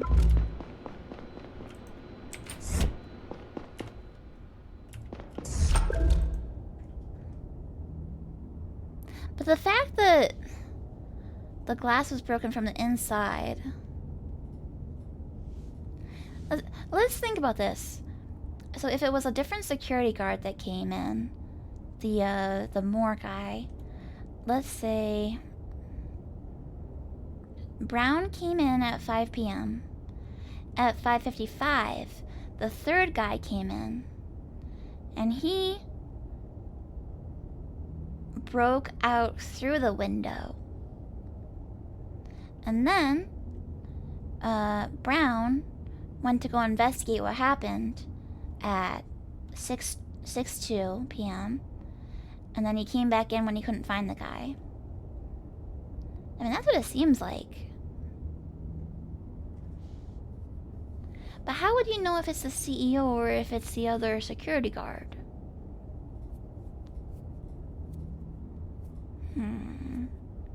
Oh, I guess you know if it's the CEO because the CEO has his own thing that's registered. But that's only if he used his own card, right? He could have used the other card.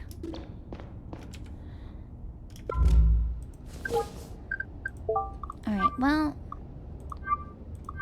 I think it might have been this Moore guy. Is what I'm thinking. The other security guard.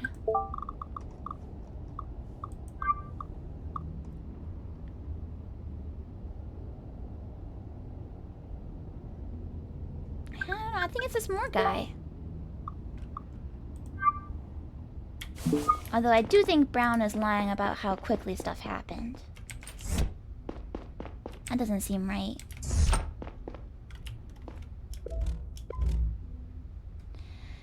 Well, I'll try submitting it. Let's find out.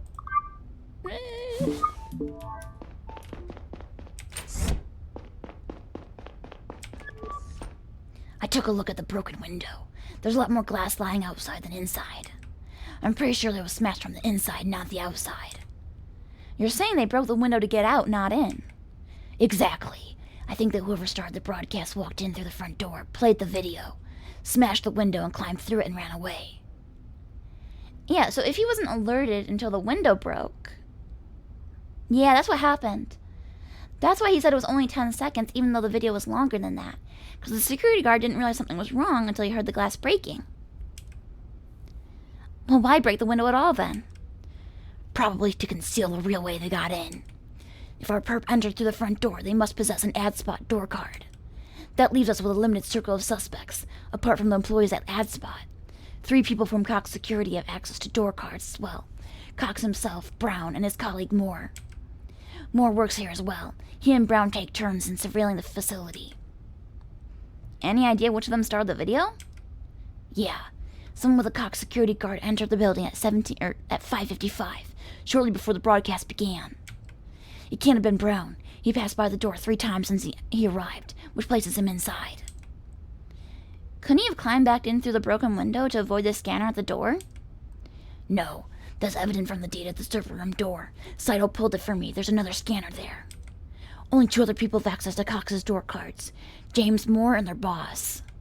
Cox has been at a business meal since 5:30, so Moore's the only suspect left. Oh, that's why. He was at the meal. That's right. That's right. Although I guess he could just be lying about that. Good work, Conrad. I'll send a unit to arrest him immediately. You and I should pay his boss a visit and see what he has to say. Should be back at his office by now. I'll send you Cox's address. Get to the train and I'll meet you there. Roger that. Meet you at the security company. Thanks for trusting me. Yeah, I mean, I think his story checks out. Sir, if you need any help, I'm here. To the security company.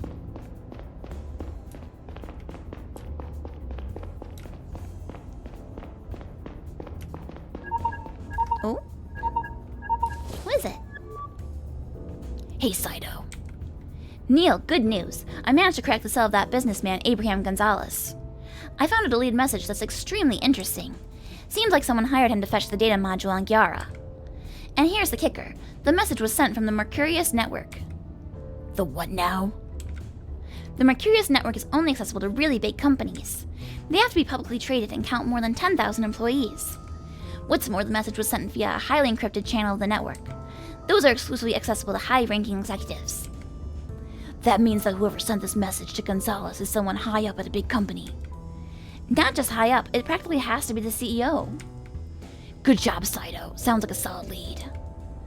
I'll forward you the message and a list of all companies in the solar system that match the criteria. I'm also opening a sheet about who's behind the Liberators. Oh, and one more thing. I also managed to extract a message from the sniper cell. Ooh.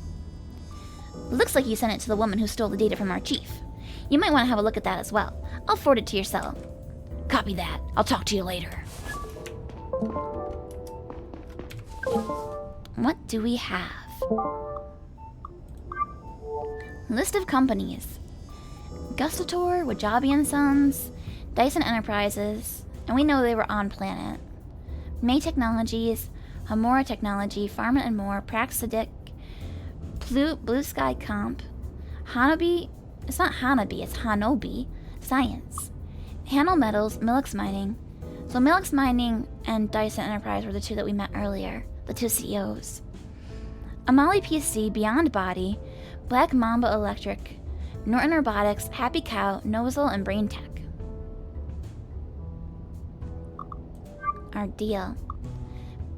Mr. Gonzalez, as promised, I'm sending you more detailed instructions for your mission on Gyara. On 1840-504 at 8:30 in the morning, you will wait for your contact person at the big fountain on Doris Plaza. She will hand you a data stick that you will take with you when you leave the planet in the evening. As soon as you've left the Gyaran network, you'll be provided with the exact address to send the data to. As agreed, you're strictly forbidden from asking questions or trying to find out what the data's about. Discretion's of utmost importance for this mission. As soon as the module's in my possession, the agreed upon fee will be transferred to your bank account. Sincerely, blank. Zora, you probably figured out by now that I lied to you about Williams asking me to take care of the handover. Pretty sure you're mad as hell and I'm sorry for that. Thing is, I have a bad feeling about this whole mission, and I really couldn't stand it if you got hurt. We promised each other this was the last job we would accept, and that we would get out of it all afterwards. However, over the last few days I realized that going back to normal after all these years scares the crap out of me. I'm not like you. What I'm trying to say is, if I don't get out of this, I want you to quit nonetheless, and do what we were planning to do. I'm sure it will make you happy, maybe not immediately, but surely after a while. If everything goes as planned, I'll be with you in no time, and I'm sure I'll find a way to get used to normal life. If it doesn't, don't look back and don't come looking for me. Voight. The Liberators. The name of the company, where they're based, what sector they're in, and what they specialize in. Alright.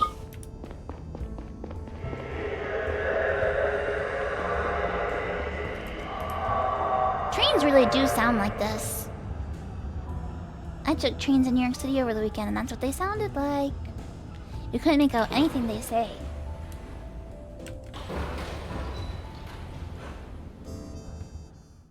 I like the trains in Japan. Those were like really easy to understand. The ladies on the train that would announce stuff.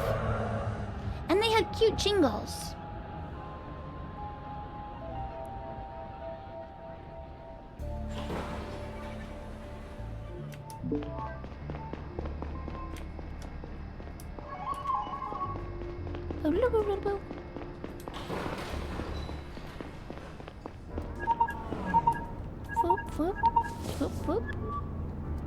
Hey, Gary. Conrad, I'm having car troubles, but I'll be there soon. Car troubles, huh? Save it, Conrad. This is literally the first time you got somewhere faster than me. While you're waiting, you could swing by the restaurant where Cox presumably had dinner and check his alibi. We asked for them to send over tonight's surveillance footage. They said that their camera is unfortunately broken right now. Seems to be one of those locations where privacy is part of the service. The restaurant's on the layer above Cox's office, and the train station. Go upstairs and take a left. You could have a chat with his wife if she's still here. Her name is Yvonne Cox. Roger that. See you in a bit. I'll give you a call when I have an ETA. Mega Shop. Whoa.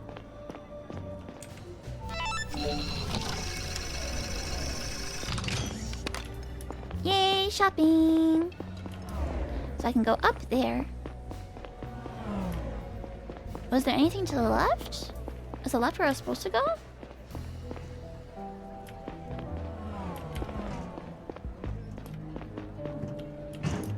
I mean, this seems like where cool people hang out, not where the businessmen would be. Oh no, that's the restaurant. Good evening, sir. Do you have a reservation? Evening. I'd like to talk to Yvonne Cox. Is she here? I must ask, is she expecting you? Not really, no. I'm sorry, but I can only let you in as part of a reservation. Neil Conrad, CDI. Would you please lead me to Mrs. Cox? Would you please follow me? Sir. And that's why it's vital that we keep negotiating with them no matter what Albert says. Mrs. Cox? Was Miss Cox, not Mrs.? Shouldn't be Mrs. if she's married? Yes? Who are you? Neil Conrad, CDI. Sorry to interrupt, but I'd like to ask you a few questions. CDI? What'd I do to deserve your attention? It's about your husband, actually. Ah, well. Oh, Ms. instead of Miss. It's confusing. You're supposed to say Ms. instead of Miss? Ms. Excuse me, Mr. Conrad. Jacqueline Hendricks, attorney at law. Mrs. Cox is my client. Or Ms. Cox. You realize that she's not obligated to give you any information about. It's okay, Jacqueline. Is that how you say that? Let's talk, Mr. Conrad. Would you mind if we stepped outside? I need some fresh air. She wants to tell me something she doesn't want the lawyer to know. Jacqueline is a little overprotective sometimes. That's how you know a lawyer's worth their salt. You said this was about Albert. What is it that you want to ask me? I was wondering if you could tell me where your husband was around 6 o'clock tonight. We met here with Jacqueline about 5:30 and discussed some business decisions over dinner. About half an hour ago, Albert got a phone call and excused himself. That was us. Sorry for interrupting your dinner. Did Mr. Cox act strange in any way over the last few days? I have no idea. Last time I saw him before tonight must have been 2 weeks ago. Albert and I don't live together anymore. We've all but separated. You're getting a divorce? Maybe. It would be very complicated for our businesses. I see. Well, that's all for now. Thank you for taking the time. Gary, what's up? I'll be there in 10 minutes. What about you? Did you talk to the wife? Yeah, she corroborates his alibi. Do you believe her? I didn't have the impression that she'd lie to protect him. Their marriage is apparently more of a pragmatic arrangement at this point.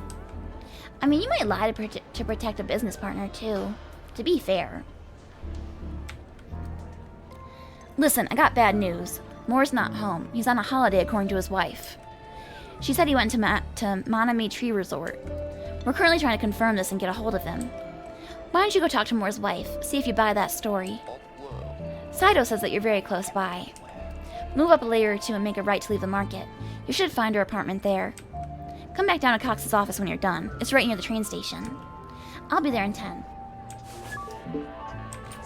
I'm going back in. On my way up to Moore's apartment, I walked through aromatic clouds of fried rice, fish, and mystery meat. Mystery meat! I'd been down to Paloon Market once before, with Catherine. It almost surprised me to see that none of the platforms had collapsed in the years since. People were still selling the same junk, some of it probably stolen halfway across the planet.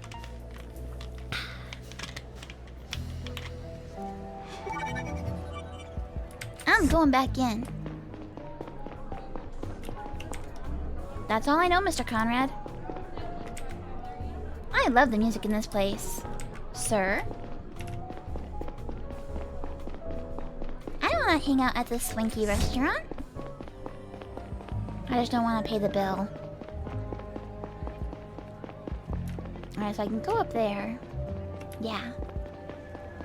Okay, but I want to look down here on the left. I didn't look down there earlier.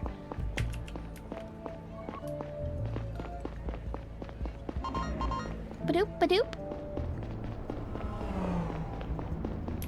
Cox security. Eh? Why can't I go in? Eh? Huh? Boo. Alright.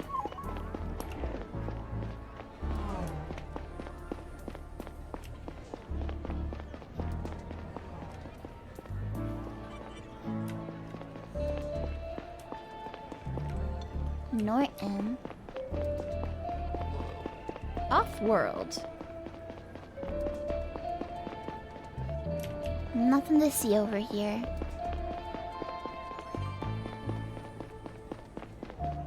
Alright.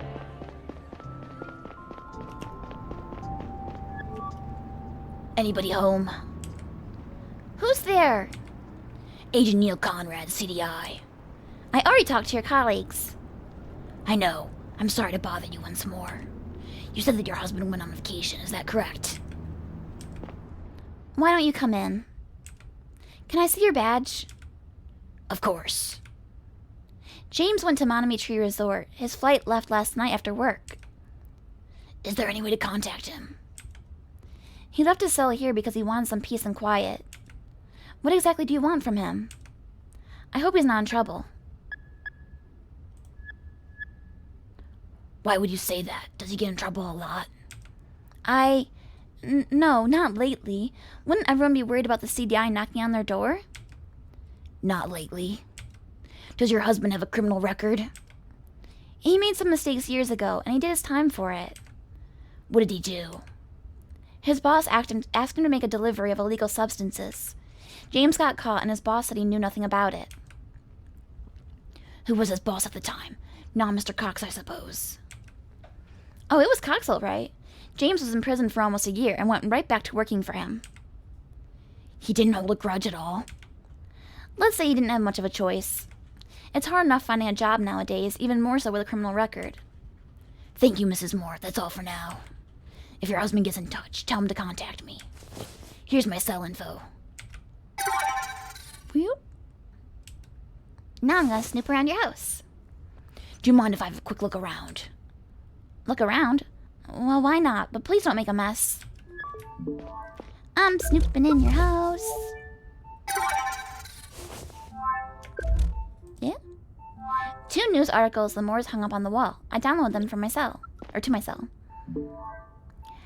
Oxydanol, a highly addictive substance used in lung disease treatment.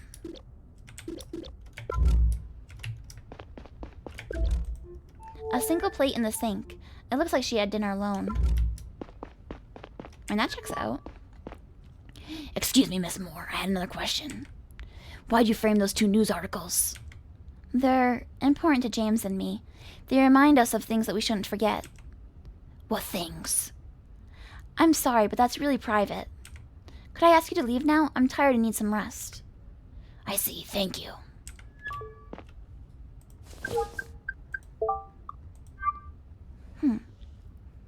Millix wins 10-year court case from the Gjarn Gazette, report by Amy Thorson.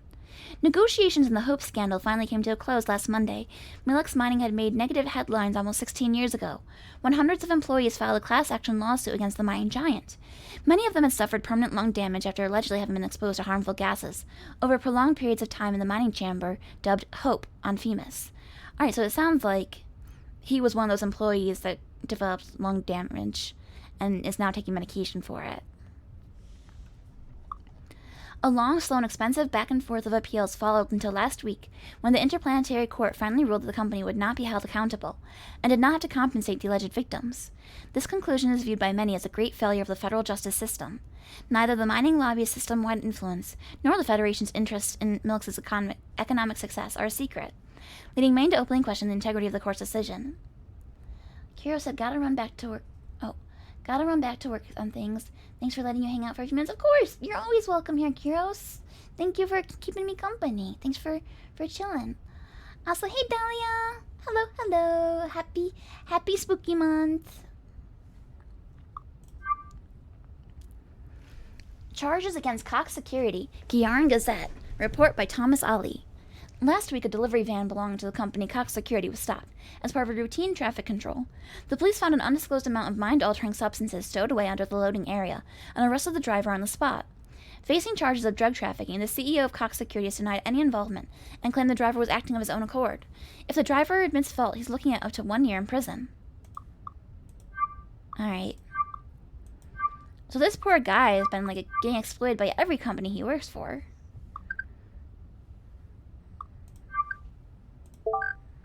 Really, it's no wonder why he's getting mixed up in this stuff. Please don't make a mess.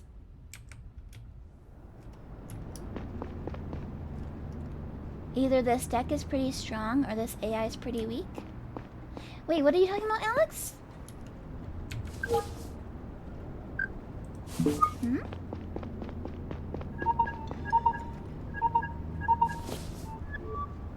Conrad, how'd it go with Moore's wife?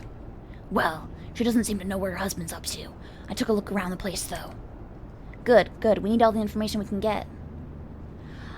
Oh, a Yu-Gi-Oh deck. A deck of cards? I was thinking a deck on a house. And I was like, what does AI have to do with decks? Is it a smart deck? Is that a thing? I hope it's not a thing. A glub sure thing, Jem. And thank you for petting the pupper. I'm almost at Cox's building. I'll meet you there. Oftentimes in our investigations, the obvious solution would turn out to be the right one. People usually acted in accordance with their interests and their emotions. Whoever we first thought did it, they often turned out to have done it. With Moore and everyone else we had met so far, it always felt that we were at least one step removed from the truth. Nothing about this case was obvious. Alright, keep going.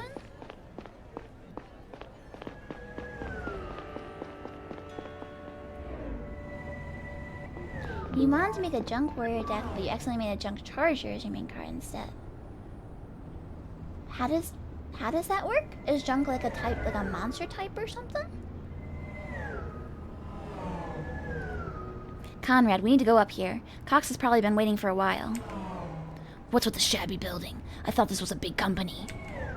This is just one of their bases of operation, apparently. Listen, Conrad. I just got a call from the Attorney General. She ordered us to arrest Cox. What? From the Attorney General herself? Why, I thought we were just going to question him. Did you tell the Attorney General that we don't suspect Cox of starring the broadcast? I did, but I guess there's been a change of plans. Why does she want us to arrest him? She said that we have a strong reason to believe that he's part of the Liberators. Did she bother telling you what she's basing that on? No. No? We don't have time to waste here, Conrad. Let's go get him. Do you want to do the talking? I'll see if I can have a look around in the meantime. Sure, I'm a good talker. I don't think he's going to give us trouble, but keep on your toes. He's big in the security business after all. A doorbell, very low tech.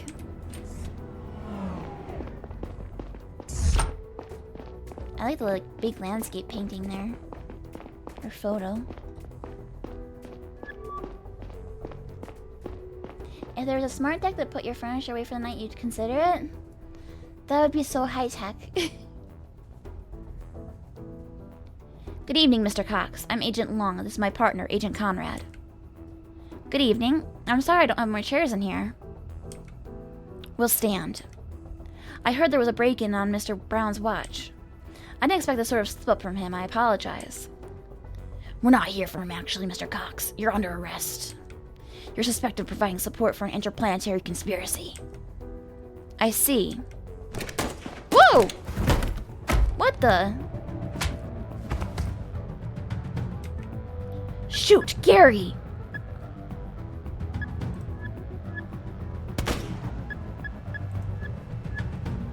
You just shot a CDI agent. It's over, Mr. Cox.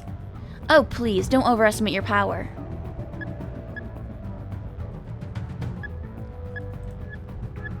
Oh, no, the wife thing was dumb, because they're not really romantically involved anymore. What about your wife? You just leave her behind. I don't care about my wife. She'd be thrilled if I disappeared. Now get in my way or I'll make you. You still care about your wife? The building is surrounded? I don't know. The building is surrounded by CDI agents. You won't get anywhere. No, you're bluffing. I'm not. This is your last chance to surrender. Screw you. You won't get anything from me. Put down your weapon and turn around to the wall. Police! Drop your weapons right now! It's under control, officers. Stand down. I'm Neil Conrad, CDI. We're coming up. If we see a gun, we'll shoot. Listen to me. I'm CDI. My partner was shot and needs medical attention. Mr. Cox opened fire on us. We're coming in. No sudden movements. I'll put away my gun if you keep yours pointed at Mr. Cox, okay? What's going on here? My partner and I came here to question Mr. Cox. He opened fire on us without warning. Show me your badge. See, I'm CDI.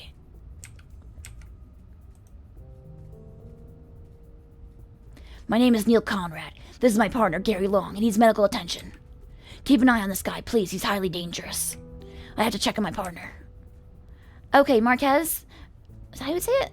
Make sure the building is clear and call for a medical team. I'll keep an eye on the perp. Gary! Oh, wait. Gary, come on. Say something. I'm okay.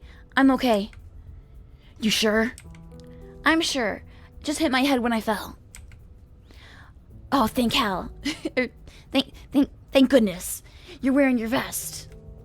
Always when I'm in the field. I see our friend is still alive. Going to be an interesting talk later.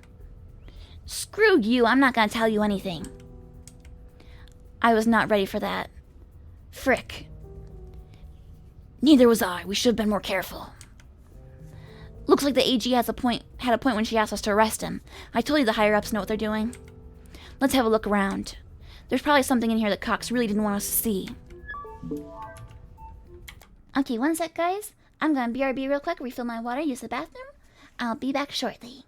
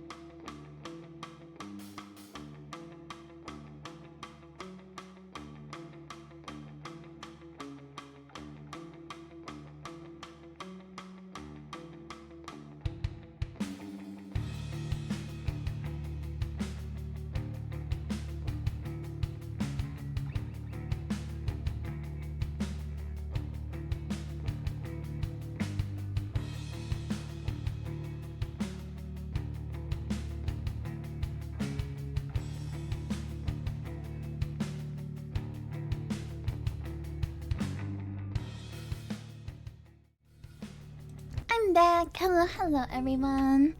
I have more hydration now. Let's see what he didn't want us to find out. Don't move a muscle, Mr. Cox. We were just walking by when we heard gunshots.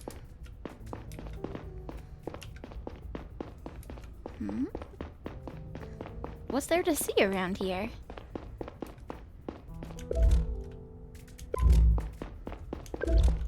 Oh. Cox Security received a prize from the DE grant years ago. Okay.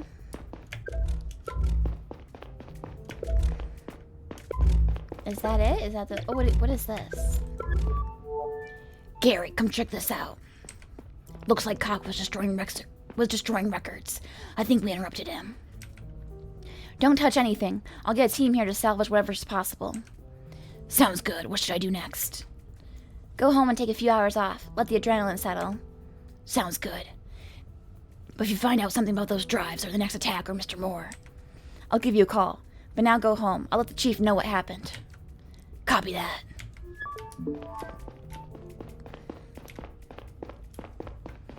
Alright, so he was destroying some records. A pin board containing work schedules and security information. Nothing else to see around here, looks like. Seems like that's everything.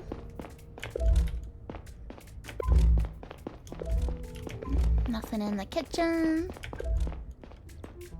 No signs of forced entry. Let's see.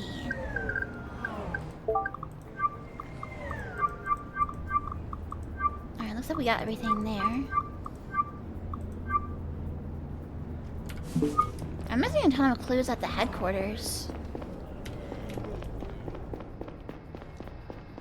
I'm guessing that's because we go back there at some point.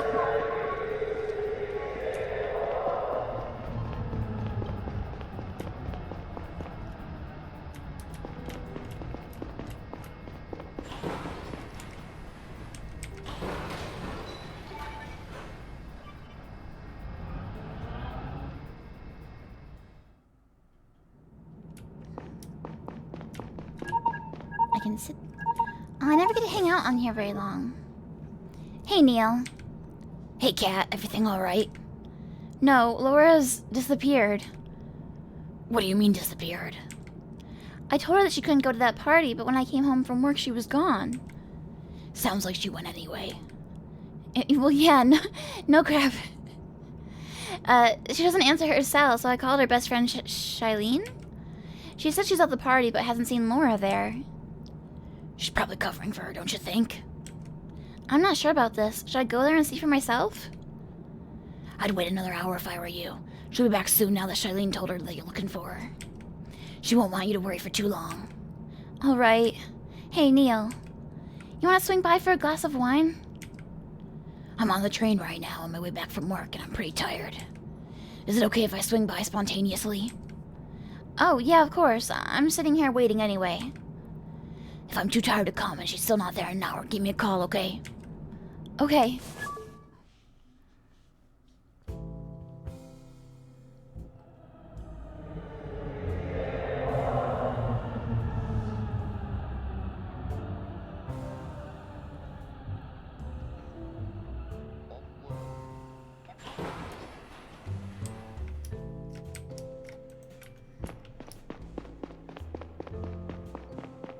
Bum, bum. Bum, bum.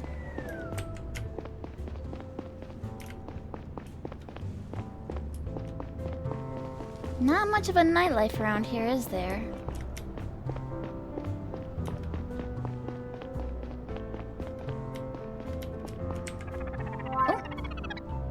Oh. Got some news. Developments in Banny's murder. Drovia Today. Article by Zoe Kung. As previously reported, Drovian Foreign Minister Joseph Banny was shot dead by an unknown assassin last night around 1:30 a.m. Attorney General Amelia Thorne announced this morning that the CDI has already arrested the suspected killer, but did not elaborate on his identity or motives. Liam Campbell, chief of the CDI's Terror Prevention Unit, which was in large part responsible for Banny's visit during his stay, is expected to make a statement of his own later today. Daniel Marov, Saviant Prime Minister of Jovia's colonial government, called the murder an extraordinary failure of the Gyaran state, adding that it was a scandal that Jovian politicians have to fear for their lives on Gyaran soil.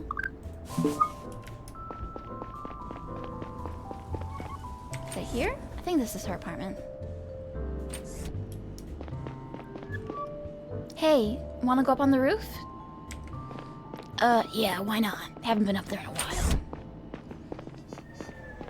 Imagine being a normal rebellious teen having a grizzled detective enforcing your bedtime. I'm gonna arrest her if she stays out too late.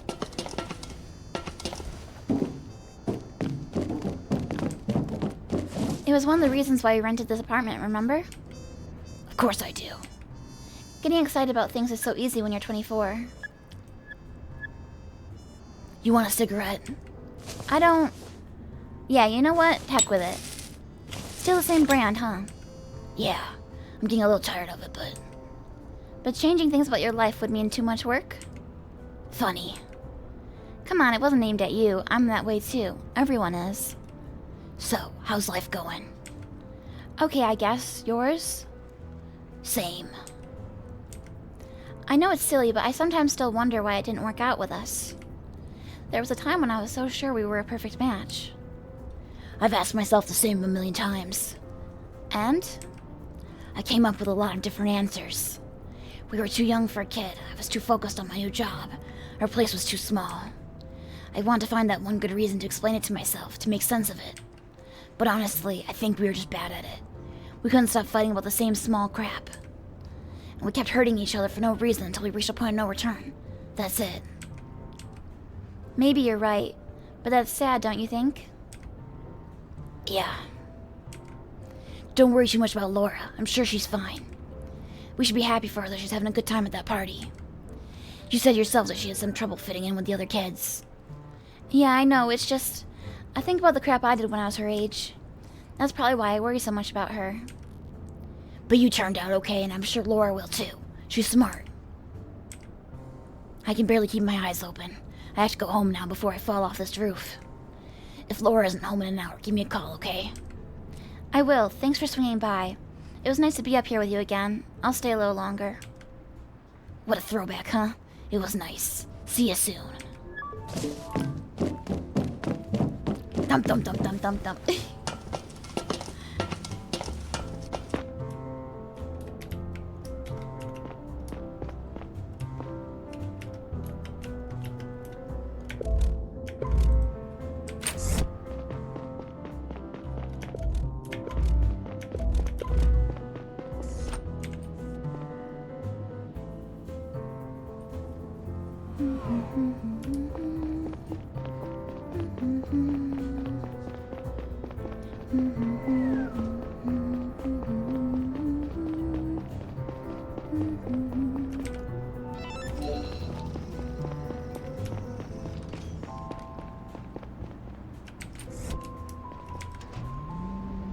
It's nice that they live so close to I met my each other. own tired gaze in the glass.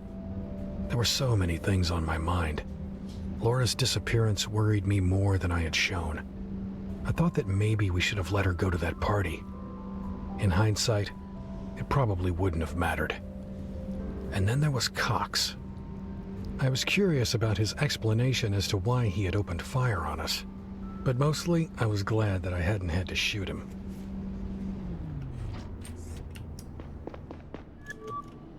Welcome, Mr. Conrad. Your visitor's waiting inside. Visitor? I'm not expecting anyone. Who is it? Your visitor is ID unknown. What the? I didn't tell you I was expecting someone. Why'd you let them in? I'm sorry, I did not understand the question. Stupid freaking thing, I'll see for myself.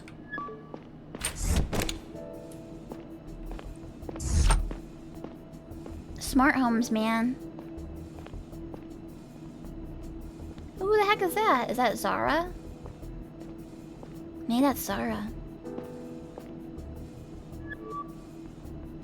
You can put the gun away. Who are you? You got a nice place up here. They pay you well. Show me your face. Turn around. Okay. Lila? Who? Oh, right, my face. I don't like it, to be honest. Wait, it's you. You're the one who assaulted Lila. I'm Zora. Nice to meet you. Slowly put your hands up. I'm here to talk. Put your hands up, I'll be forced to shoot. Nobody's forcing you to do anything. You can make your own decisions. What do you want? We need a guy in the CDI to help us out with a few things.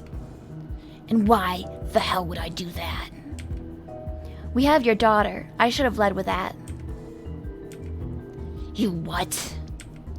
We took your daughter, Laura. No, you're full of crap. You can ask your ex. She's not at home. Where is she? I'm not messing around, Joker. She's safe with us. You work for the Liberators, right? I have a record of your conversation with the man who shot Banny. Is stealing little girls really out there trying to stand up for their ideals? You'd have to ask them. I don't know or care what they believe in. We're just getting paid. Or rather, we were supposed to. But then you showed up and botched the final step of the plan.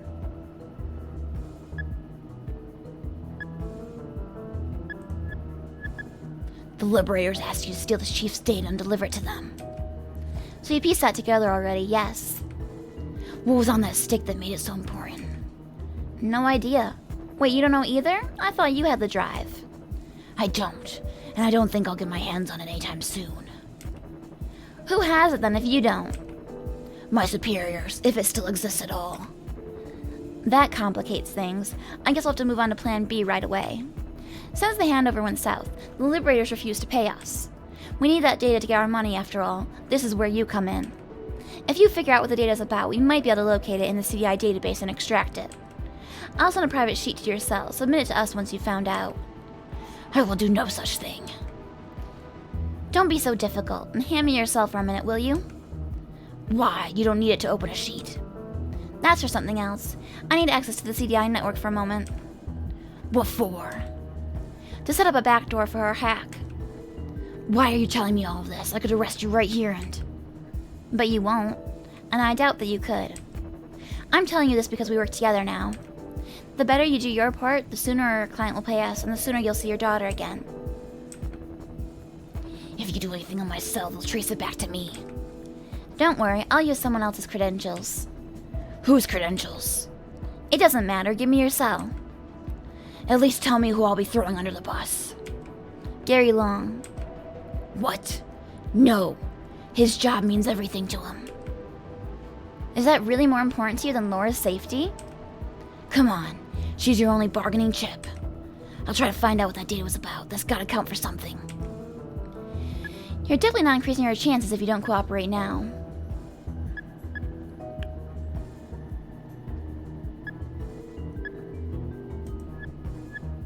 I can't do it. I don't think you understand the severity of the situation. If you harm her, I won't do anything for you.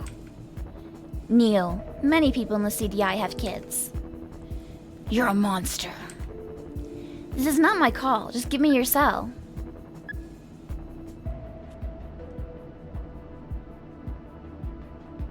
What happens if I time this out? Kinda curious, I've never timed anything out. Use my login. You wouldn't want to get yourself in trouble like this. No, you wouldn't want me to get in trouble like this. I'm too important for you. So we agree, it has to be your colleague's credentials. Use my credentials or I'm not giving it to you. Fine. My boss won't be happy about it. This wasn't the plan. Done. So that's it then. I give you access and I'll tell you all I find out about the data. You'll let Laura go now, right? This was just the first step. If you keep cooperating, you'll see her again soon. Please just let her go. She doesn't have to suffer like this. I'll help you anyway, so you'll leave us alone. No can do, sorry. It's not my call. Is this really what you want with your life? Murder and child abduction? I don't have time for this. We're done here. Answer my question. How do you live with yourself? You work for the CDI. Don't you kill and abduct people all the time? Spare me your moral relativism crap. I'm not a mercenary. Sure you are. The CDI is trying to do the right thing. You do whatever the highest bidder tells you to. The right thing? What kind of childish nonsense do you believe in? You don't have to believe in anything to not be evil. I don't believe in anything in particular. And yet here you are talking about good and evil. Because we know what that is. We have an intuition for it. Bullcrap. There's no such thing. We invented it. No. Look, this lizard over there. He's my friend. He's never done anything evil. He can't. All animals just do stuff for a while and then they die. Look, are you trying to keep me talking? You can't pretend to not care about anything. In fact, I know you do. You were separated from someone you care about. What are you talking about? The sniper we caught. You care about him, don't you?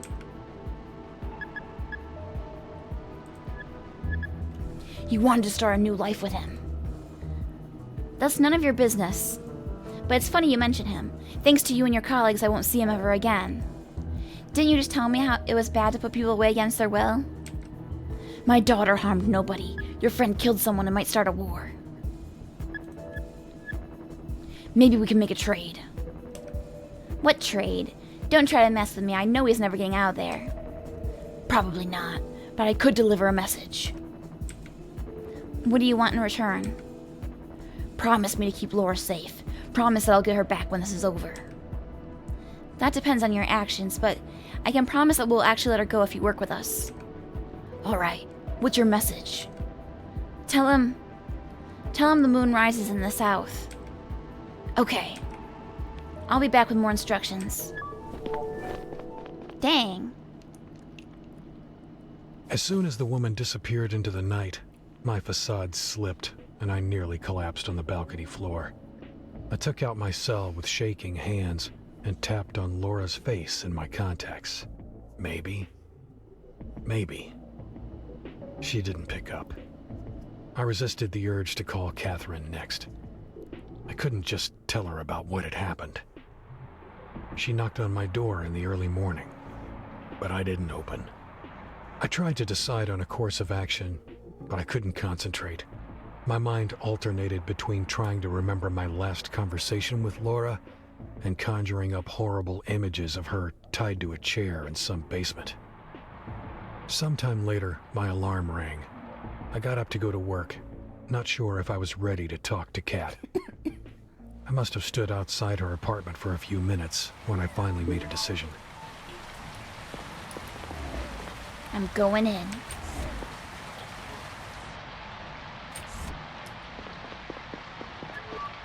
Neil! Where the hell have you been? I've tried to call you a million times. I even came to your apartment. I'm so sorry, Laura still isn't home. I've called all of her friends and nobody knows anything. It looks like she never even went to that party. Shit, Neil. What do I do now? Listen, Kat.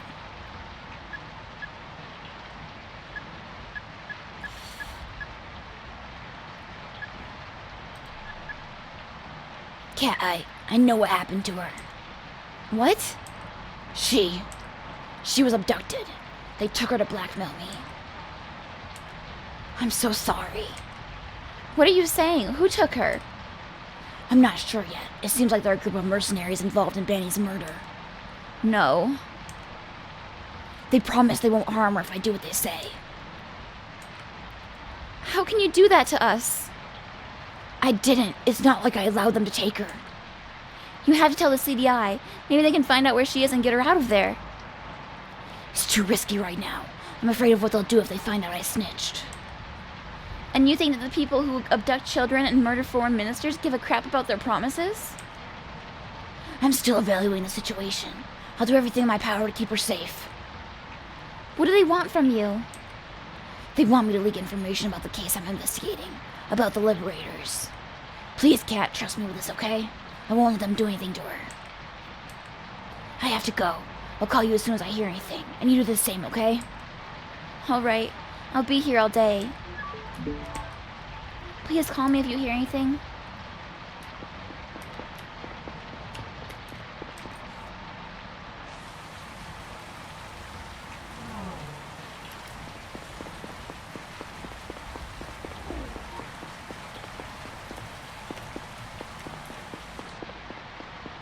Alright, I guess we're heading to the CDI?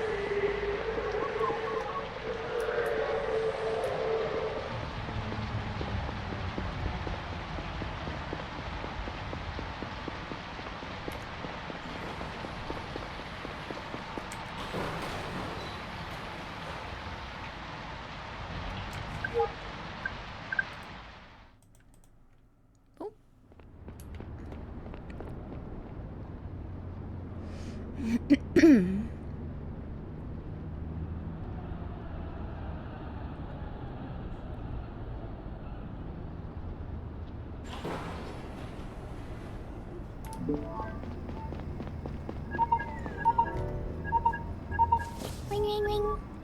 Who is this? Dad! Laura, where are you? Why didn't you let them use the login they wanted? Please, Dad, they're gonna hurt me if you don't listen to them. You need to get me out of here. They swear they'll let me go if you do what they ask. I know how important your job is to you. Laura. But how bad can the things be that they're asking you? Please, I want to finish my novel. Laura, listen to me. I'll get you out of there, okay? Stay calm and do what they say. I have this under control. We'll see each other soon. I need to go.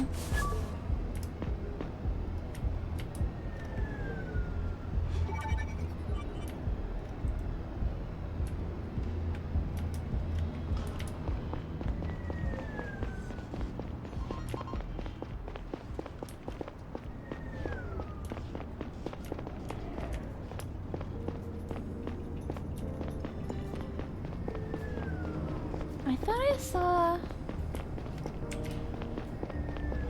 a new news article somewhere.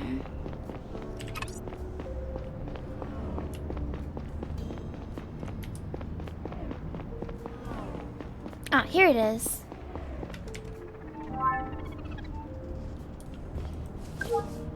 Okay, we have a new sheet.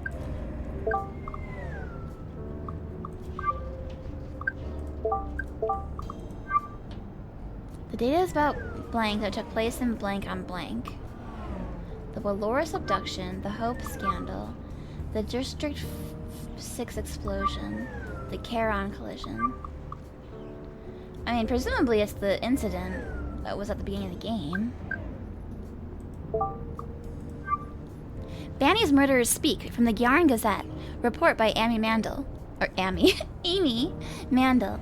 Less than 24 hours after Banny's death, an organization calling itself the Liberators has claimed responsibility for the attack.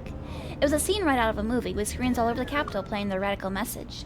If you weren't there, this is what they said. Hello, fellow citizens. We are the we saw it all. I'm not going to read it all again.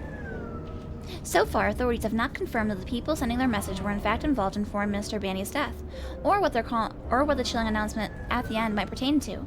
Disclaimer: the Gyaran Gazette does not support this message and will continue to stand for togetherness and inclusivity in these difficult times.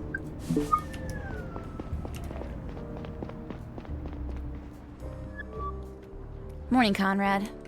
You look pale. Are you sick? No, I'm fine. Hope you got some rest after yesterday's incident. Let me bring you up to speed. The chief said he's making some announcement this morning. It didn't sound good at all. But we'll see in a few minutes. We took Cox in for questioning. You can interrogate him later. But first, you should talk to Saito. He's in our office and has some new intel on Moore and Cox for you. Okay, I'm on it. Listen, Conrad. I might have been a little intense these past few days. These are special circumstances. You understand that, right? Sure. It's been hard on all of us. I gotta run. Talk to you later.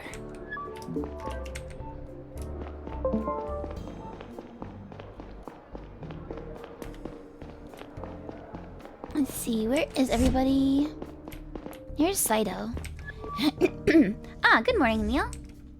Hey, Saito. Gary told me you had some new intel for me. Indeed. I put everything on our pin board over there. Let me give you a quick overview. First, I assembled some basic information on James Moore and his wife. Second, I managed to pull their recent bank statements. Perhaps you'll find something useful in there. That's all I could get my hands on for now, but I got more coming tomorrow. And third, I took a look at the CV of the guy who fired at you, Albert Cox. And guess what I found? He's a Stavian and he grew up on Drovia. Oh, that's a surprise. I suspected he was working with the Liberators. Well, who knows? He still might. What's also interesting is that he changed his name 20 years ago. Shoot, we're running late to that meeting with the chief. Let's go, I'll tell you the rest on the way.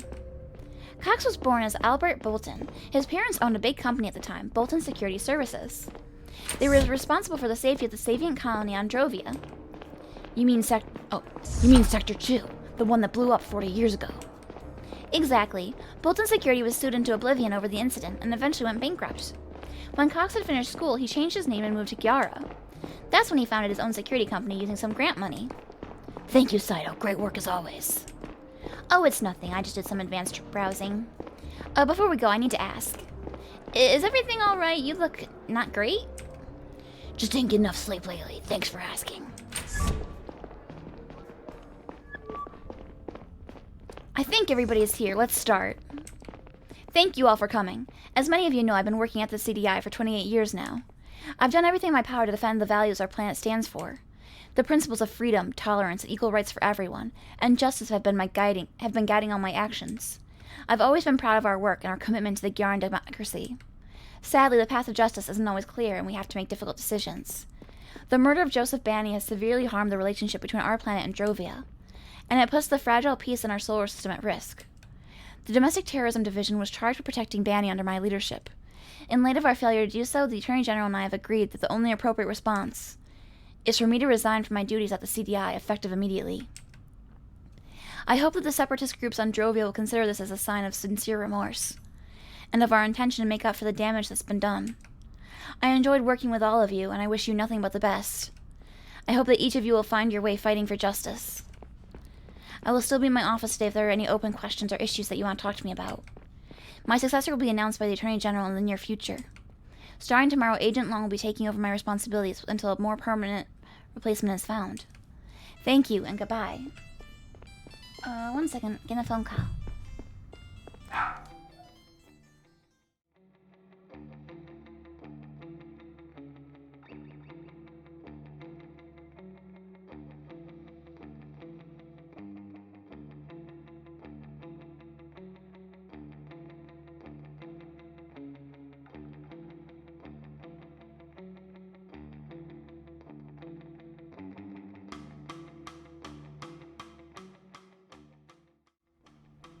It was spam. Thank you, and goodbye.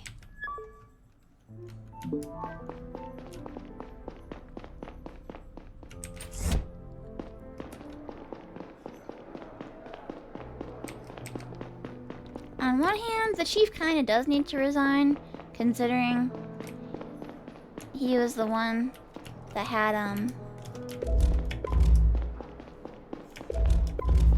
his phone compromised. But I doubt that's why she's making him resign. That's probably not actually the reason.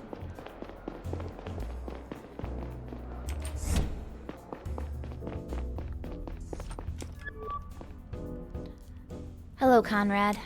How can I help you? I wanted to say goodbye. It was good working for you. Thank you, I appreciate it. I have to admit I'm surprised by your decision. It's not like you could have done much more to protect Banny. Come on, Conrad. We both know that doesn't matter. Heads needed to roll for this. Chief.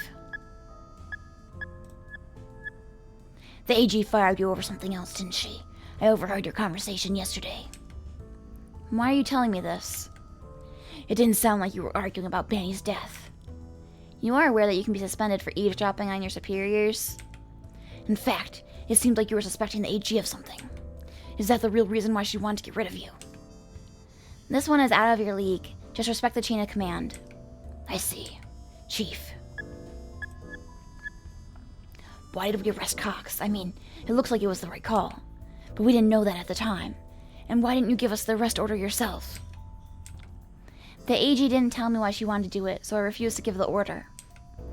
So you don't know either? No. It seems like it's classified, same as the information on the stick. I see. I'll have to pack up my things now. I wish you all the best for your career at the CDI.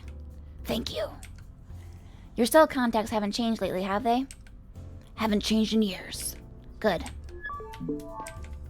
See you around, Agent Conrad. We'll get drinks sometime.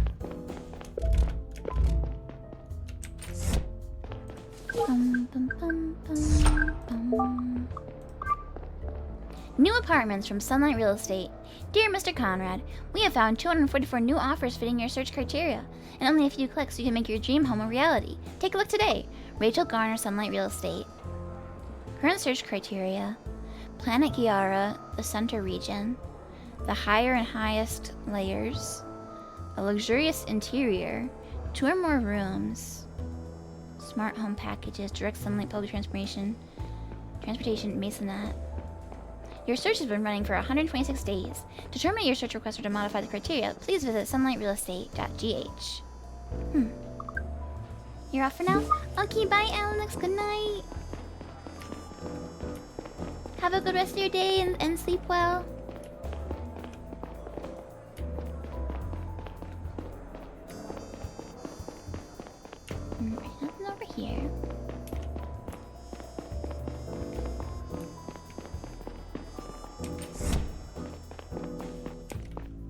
I did not expect this.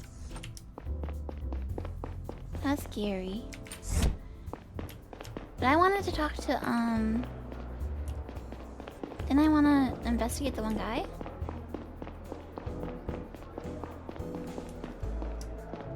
Wonder if I can do that first? No, I guess I can't. He's in there, but we must have to talk to Gary first.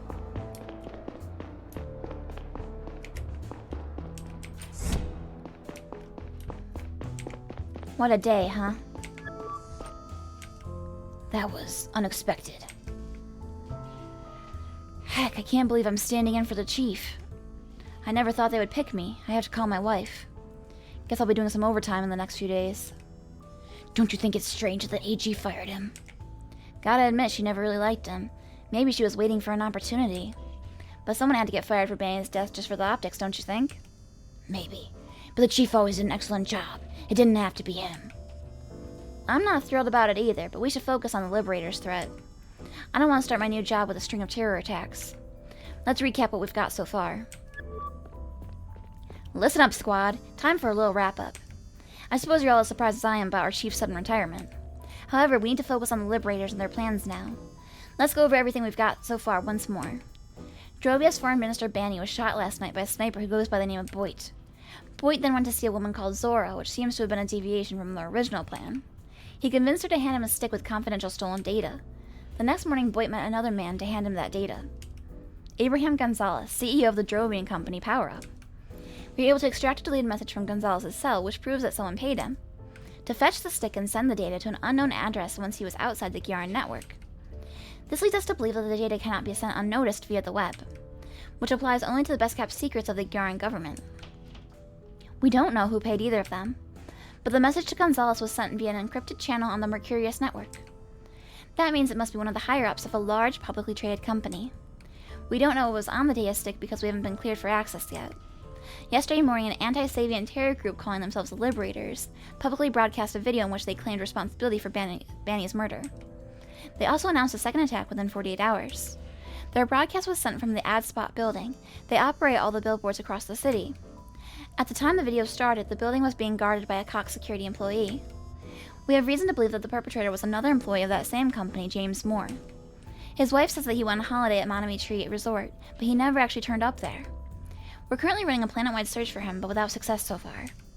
The CEO of Cox Security, Albert Cox, opened fire on Agent Conrad and myself when we went to arrest him. Why were you arresting Cox?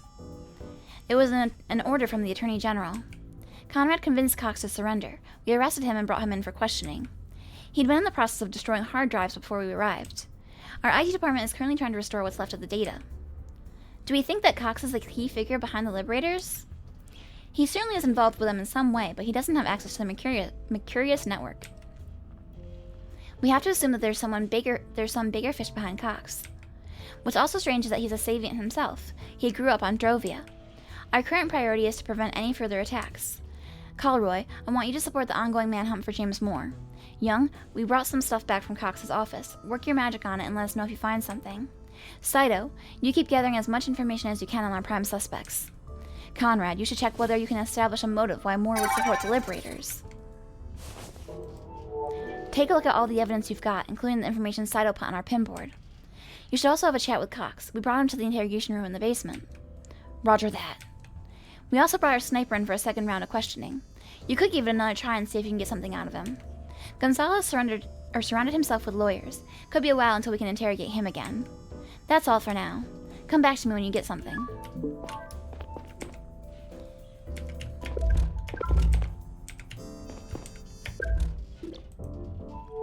Bank statements.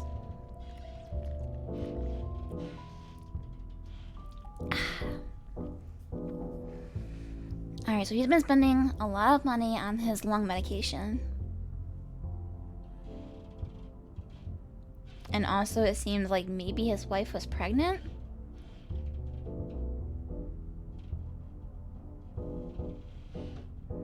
And for some reason he had a huge paycheck in April that he really shouldn't have had. Alright. So Moore's boss was definitely putting some pressure on him to do some stuff. James Moore. Alright, so he's a young guy.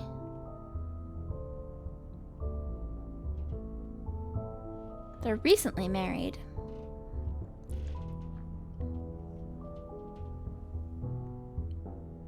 He used to work for Bemmel Security Agency on Femus. And then he was a security professional for Cox Security Services, Giara. Yeah, so he's got a couple different convictions. He's got some cyber implants. He has a brain enhancement that makes him resistant to mind-altering drugs and extends his field of view. He has a reaction augment, shortened reaction time, increased hand-eye coordination. His wife. Mining professional for Millix Mining. So she is the one with the lung damage that needs the medication. Alright. 820. 1801. I see. And yeah, so he was doing it for his wife.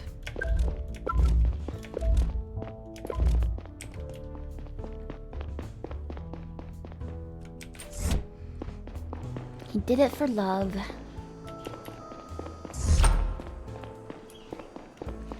Bum, bum, bum, bum, bum. Moore's motive is most likely his sick wife.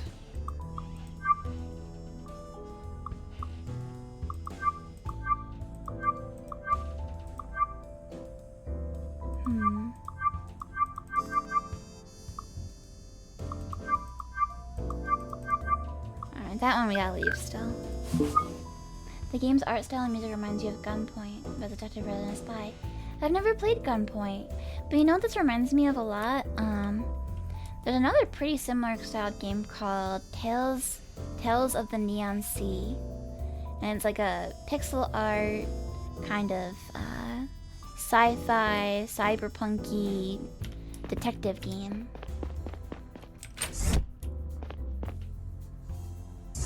Alright, so this is it's the bald guy, so it's the sniper. Alright. Let's make sure I get the message right that I'm supposed to send him. Bum, bum, bum. Bum, bum, bum, bum, bum. Bum, bum. How I found it so far? I've been enjoying it. I like kind of like little mystery games, and I'm more tolerant of like point and clicky, walking simmy kind of stuff than some people are. So I enjoy games where you walk around and like talk to people and look for clues and stuff like that. Alright, tell him the moon rises in the south. The moon rises in the south. Long time no see. Still not the talkative type, huh? Okay, listen up. Things have changed since we last spoke. I turned off the camera so we can talk freely. Your people have kidnapped my daughter to extort me. Last night your friend Zora came to my house to talk to me. But don't get your hopes up. It's about money, not your freedom.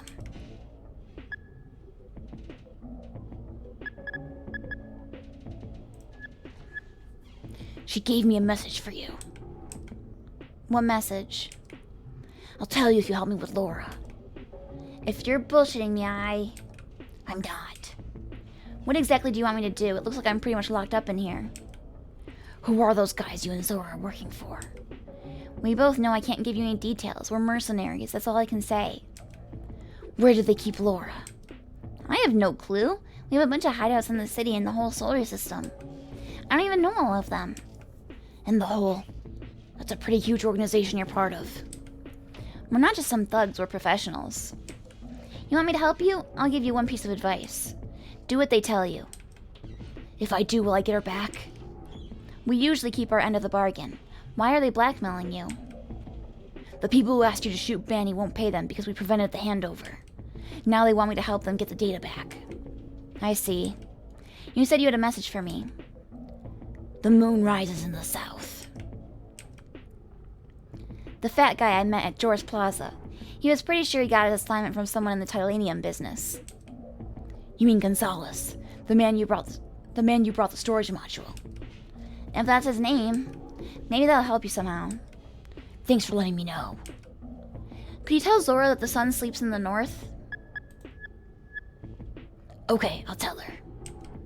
Good luck with your daughter. Dot, dot, dot, dot.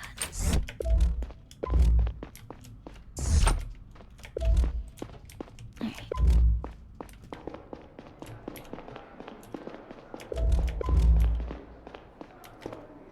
What next? I gotta talk to the other person we took prisoner. Was he on the second room? Ah, yes he is. Okay, wait. Alright, let's refresh our memory.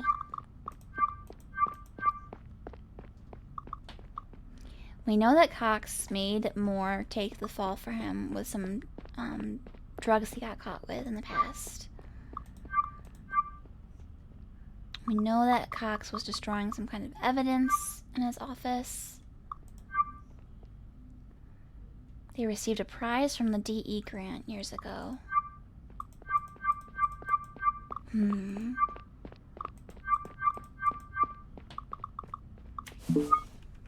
Hey Solo, hello, hello. How are you today? Good afternoon, Mr. Cox. I'd like to ask you a few questions. I'm waiting for my legal team. You fired at my partner and me. Care to explain? I probably don't need to tell you that you didn't make the best first impression on us. Your behavior and your company's involvement in yesterday's broadcast make it look like you're somehow involved with the Liberators. A quick look at your biography shows that you are a Savient, and you grew up on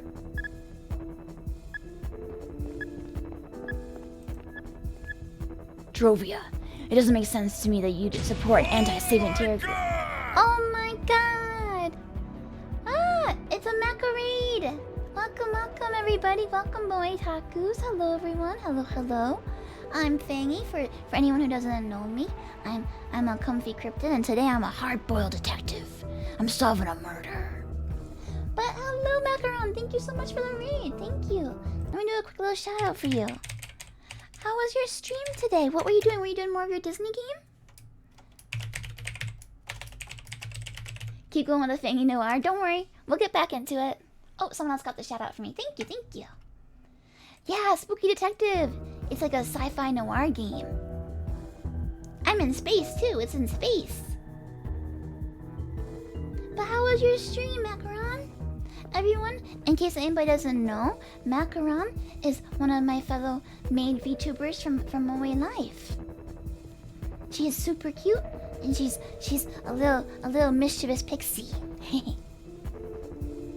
Unlike our other member Pixie, who's a foxo. You uncovered some very spooky lore on the. Oh no! You were playing Minecraft today? Uh-oh. Oh boy, I know that people have been up to some shenanigans on there, so I'll have to check your VOD and see what you discovered. I'm super cute. No, you're super cute. No, you. No, you. Hey Rustam, hello. Also, hello Jay, hello Moguta, hello Pixie, hello everybody. Hey Mitula, hello, hello, welcome, welcome. And thank you for petting and brushing the dog. Thank you, she appreciates it. She says, Mother, I would appreciate it if I could have dinner early. But no, that's not what we do right now. No. Turn on the fog machine. Oh, hey Siri, hello, hello. Alright, back to the hardboiled detective. Drovia, it doesn't make sense to me that you support an anti-Savient terror group. 25 years ago, you moved to Kiara. Why? Sometimes life forces us to do things that we don't want to. You don't like it here? I don't. Why not? Why don't you ask yourself that and your fellow Giarans? You consider Drovians your enemy and Sabians backwards radicals. If you have the choice between hiring a Gyaran or a Drovian, you hire the Gyaran. By the way, friends, just as a warning, because I know Macaron is very, very safe for work, very, very safe. So, this game does have some foul language in it. I am trying to censor it myself, but sometimes there are voiced parts, and there will be some cuss words in text. So you have been warned. All the missions we ever get come from Drovia. Why haven't you gone back then? Because my compatriots are happy to have a reliable partner for their companies here on Gyara. We escort their goods, offer them personal security, you name it. Your parents had a security company as well, didn't they? They were responsible for security at Sector 2. Looks like they didn't do such a good job with Sector 2 blowing up and all. You know nothing about my parents. I've already said enough. I'll wait for my lawyers now. Leave me alone now. I am interrogating suspects. I'm really good at it. I'm so good at it.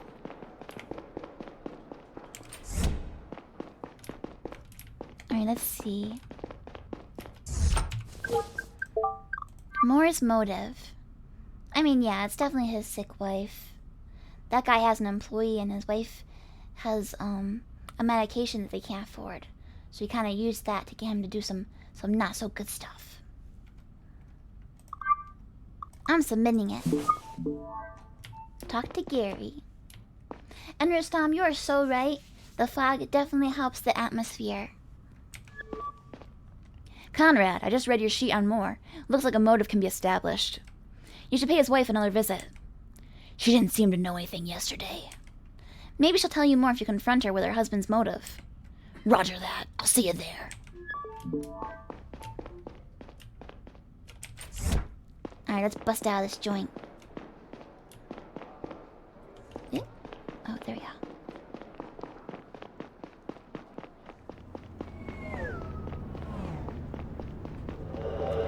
I guess we'll get on the subway again. Wait a minute, we didn't have any new news articles, did we? Let me double check. No, no news, okay. Because this is the cyberpunky future. There'll be like screens with news on it, and then you go up and it like downloads it to your phone. Which honestly seems kind of risky. That's not good cybersecurity. Be careful.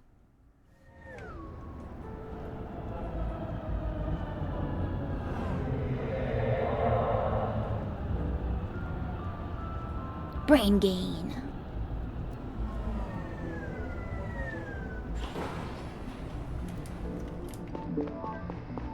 Once again enveloped by the smell of the market, I thought back to the man I had been when Kat had brought me here. How did it all go so wrong? Deep down, I knew the answer. I was just too scared to commit to my family. It was so much easier to care about something that didn't have to like you back. That wouldn't go away if you didn't want it to. For me, that was my job. But ironically, protecting myself like that only made it hurt so much worse. Now that Laura was out of my reach, the pain of being separated was only amplified by the knowledge that I had missed so many opportunities to be with her. Yeah, we have a daughter and an ex-wife. And we have been a bit of an absent father. And she just got kidnapped by some of the criminals I'm investigating.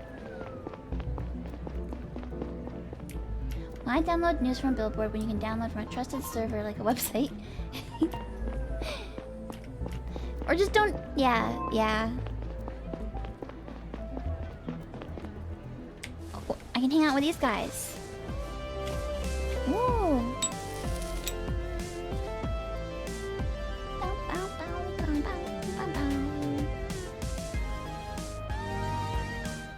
Alright, that was a good concert. Very good, very good.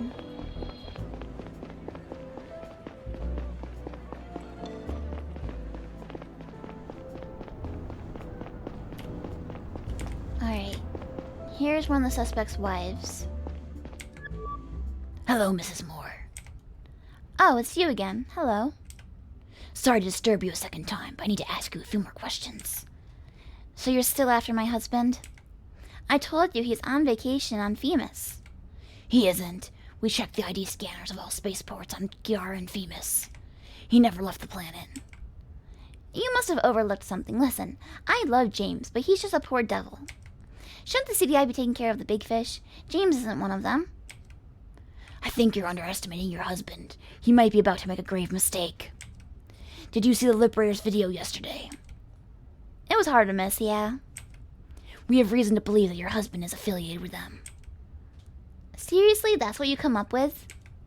He might have sold drugs or started a fight once or twice, but this is completely out of his league. We did some research, and it seems like your husband has a strong motive. Your husband's being paid for the attack, and he needs the money for your medication. It's true that I suffer from a lung condition, but we've always managed. If he carries out this attack and we catch him, he goes to prison for life. If we get him back before, the sentence will be significantly less severe. Did you also find out how I got my condition? I was a miner at Millock's Mining on Femus. Turned out that I was inhaling harmful gases for months every single day. The bosses knew about it, but the money was too good. Hundreds of people's lungs were irreversibly damaged, and you know what? Millock's got away with it. They were cleared of all charges. No compensation at all. We have to pay for our medicine ourselves. Why are you going after my husband and not after people like them? I'm really sorry that happened to you, but there's nothing I can do about it right now. What we can do is stop your husband from doing something really stupid. We have reason to believe he's involved with an imminent terror attack. If there's anything you didn't tell me, I need to know right now. What happens if you're right and you catch him? He would probably go to prison for a few years, but it would be much worse if we caught him after the fact. I saw a message on his cell before he left. It was a booking confirmation from a hotel, but it wasn't on Femus. It was the Korean hotel right on Gyara. I thought he might be cheating on me. He booked it until tomorrow. Thank you, Mrs. Moore. You've been very helpful. Honestly, she thought he was cheating on her and she still didn't turn him into the CDI? Very loyal. Promise me he won't get hurt. He's an idiot, but he's a good guy. Please, I need him.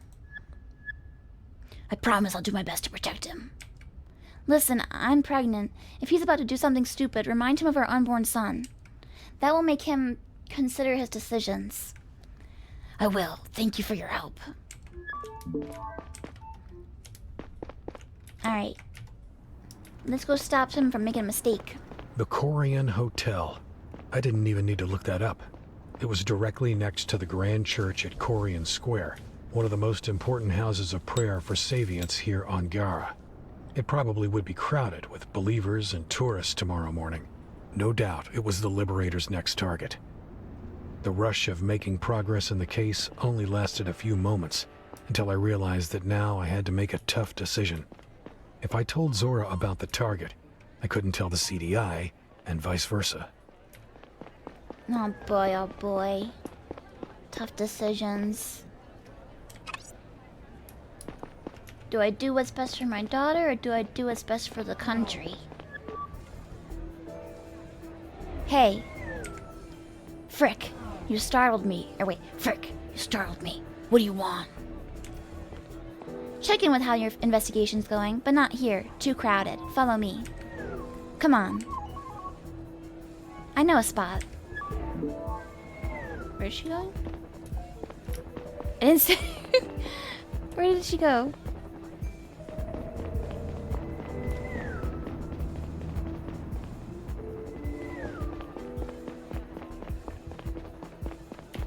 Here? I didn't even realize there was a staircase here. I'm gonna go over there. This is better. The hell are you doing here? Are you following me? I told you I'd get back to you. Anything new on our client or what they're planning to do next? Not yet. I'm still working on it. Are you sure there's nothing you want to tell me?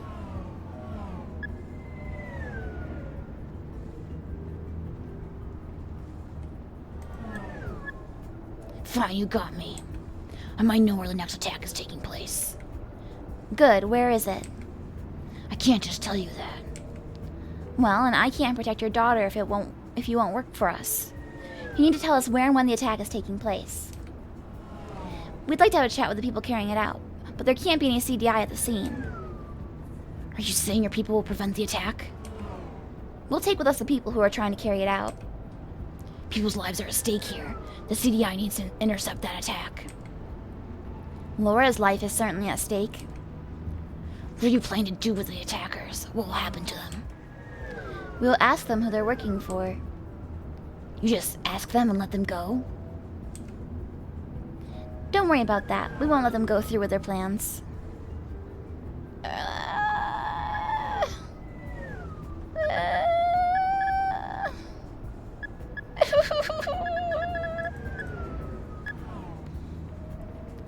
I suspect there will be an attack at the Grand Church at Corian Square tomorrow morning. Is that the truth? It's what I think is the truth. Good, thank you. Remember not to tell anyone at the CDI. I did what you asked. Are you letting Laura go now?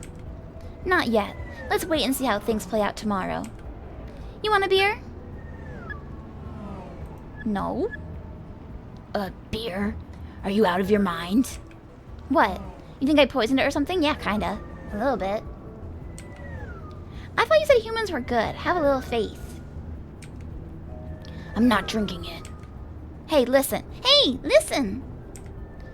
Did you deliver my message? I did. What did he say? He said the sun sleeps in the north. Okay, thank you.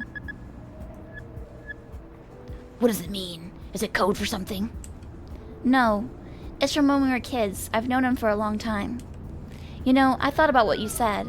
I don't think I'm good, or ever have been. But I will say this. I talked to your daughter today, and she's a good kid. I don't like the prospect of her getting hurt. So please, don't mess up. How can you get her out of there, please? My boss won't let that happen. It's all in your hands. If all goes well tomorrow and the guy talks, we might get everything we need. If we can't get to the client that way, we'll have to get to the data after all. In that case, you'll have to help us with the hack. The back door that was set up successfully from your cell. Let's hope we won't have to use it. I have to admit, that was pretty ballsy of you to protect your partner like that. You could even call it selfless. That's me. I'm a selfless, hard-boiled detective. I'm so cool. I don't think there's such a thing. No matter what you tell yourself, at the end of the day, you do what you do for your own gain. Sometimes it's a few layers removed, but in the end, it's all selfishness with extra steps.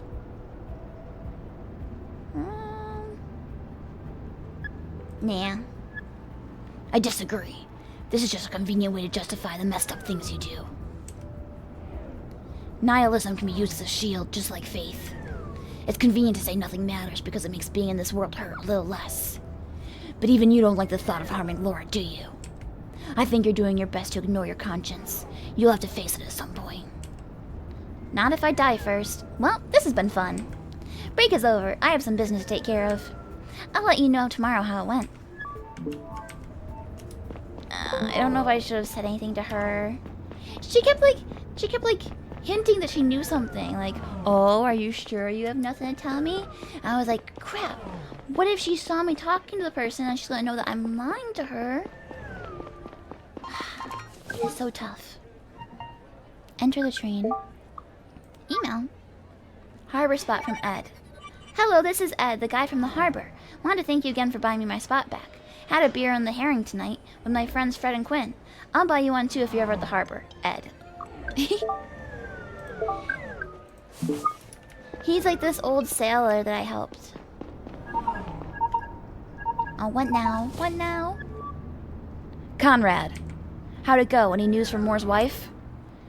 No, not really. If Moore's behind all this, then she doesn't know about it. Frick. The attack's going down tomorrow morning. We still have no clue what it's going to be. How is it possible that we don't get a grip on these guys? Looks like the only thing we can do is ramp up security all over Gara. And hope that they won't go through with their attack. Go home and get some sleep. Talk to you later. Man. Not saying anything is such a bad idea. It's such a bad idea.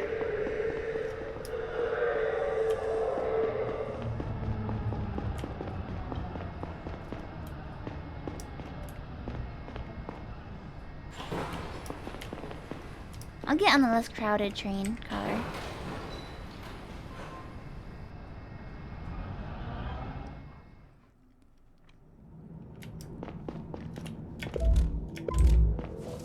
I felt like shit for letting Zora and her accomplices intercept the attack.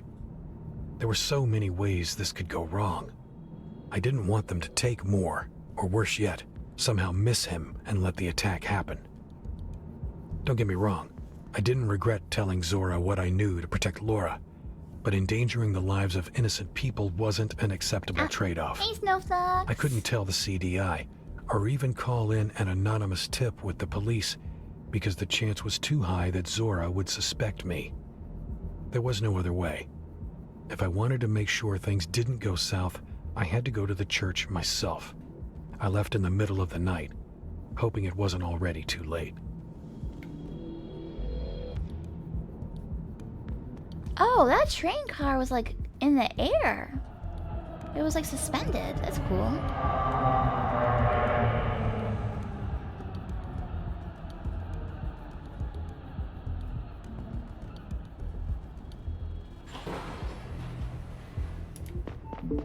We can go that way.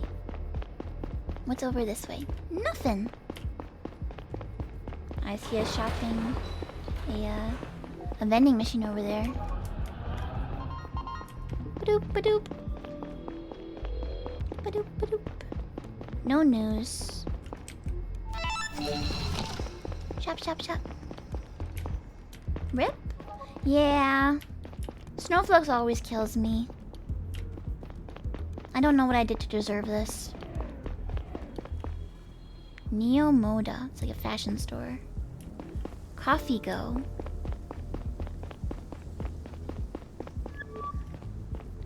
Good evening, sir. Is this place open?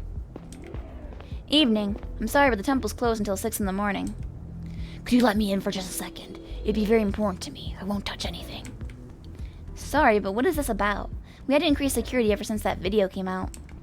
These are scary times for us Savians. Someone sprayed not nice stuff on one of the temple walls last night.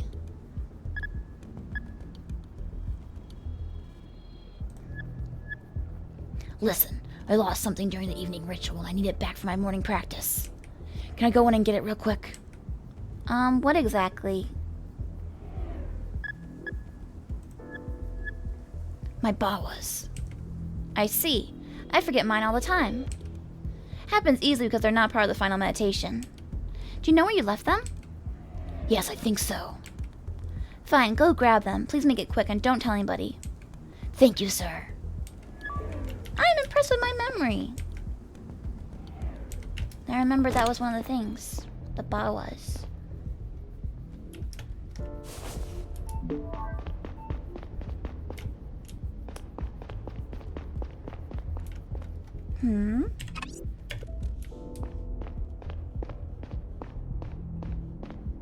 Is there something for me to investigate here?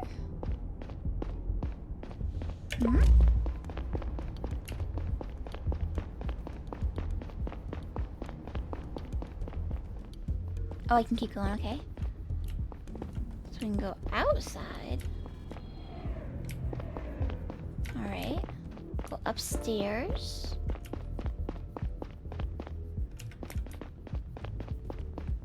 Alright, now we're in like a little attic-y area. Ooh!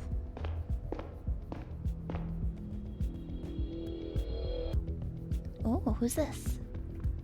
That's probably Moore, right? Mr. Moore, this is the CDI. Hands in the air right now. Step away from the device. Frick. Oh no. No, no, no. They're here. Listen carefully. They'll shoot you if you don't cooperate, okay? What the hell are you on about? What's going on here? Mr. Moore, I'm CDI. You have to trust me. Tell them whatever they... I didn't do anything, okay? I'm just following orders from my boss. Tell them that. Tell who? The people walking up the stairs right now. Tell them the truth if you want to live. And if we're lucky, they won't take you away. Neil, what the hell are you doing here? Don't shoot. Stand down, all of you. Who the hell's that, Sora? That's our mole. Ignore him. Go get the other guy and make sure we don't blow up. Mr. Moore, you're coming with us. Neil, what is this about? I hope this isn't some kind of trap, because if it is, Laura's dead. What the? Who are you? Leave me alone! It's not a trap. I'm here alone. Where are you taking him? That's none of your business. We had a deal.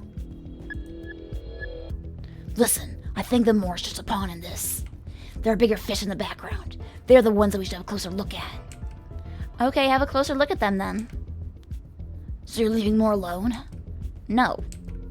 No, please, I didn't do anything. Let me take him in. He deserves a fair trial. What are you talking about? Zora, we need to run. Sorry, Neil. We have to make sure you won't follow us. Whack. I got bonked. Also, Gem, thank you for the revive. Thank you. And the pets. When I came to, my head and my shoulder hurt, and I was cold. I remember feeling relief when I realized I was still in the church and not tied up in the back of a van. Everybody else was gone without a trace, except for the bomb. I approached it carefully, but quickly realized it was disabled, or had never been fully assembled in the first place. I knelt down to examine the explosives, looking for clues pointing me to their origin. If Young had been there, she could have run a full analysis. Lucky for me, the explosives were clearly identifiable from their shape and labeling alone. These were Cinnamon sticks, used in chamber blasting. Nobody had access to those outside of the mining industry. I stepped back, satisfied for a moment. Then the rest of reality came crashing down on me. What would Zora's boss do when he heard that I was here? What were they planning on doing with Moore? And fuck, what about the guard?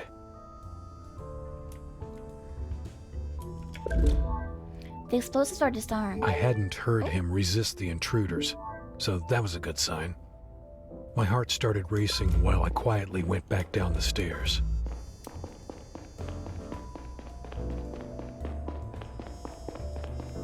Is it really okay just to leave the explosives there? Even if it's not, you know, like set up just yet, that's still dangerous, right? Sir, are you okay? What is going on here? I wanted to check what took you so long when I saw a bunch of people with guns walk in. I hid between the benches and they either didn't see me or didn't care about me. Yeah, I saw them. I hid in the attic. What did they do up there? They took a look around and left again. Maybe they were looters hoping to find something valuable. But there's nothing valuable here. Don't they know that Savians don't care about worldly possessions? I'll call the police. Good call. I can't stick around or my wife will start to worry about me. Wait, the police will want to take your testimony. Sorry, I really don't want to be implicated in that kind of stuff. Please don't mention I was here at all. It was just a matter of wrong time, wrong place. But, good night, sir. Run away! I don't even know why there's that exit there. Oh, I see it, so you can like see the vandalism. That's why.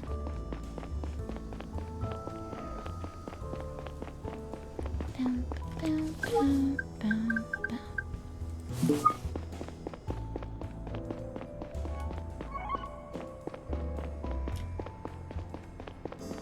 No news. The thick plot ends, indeed.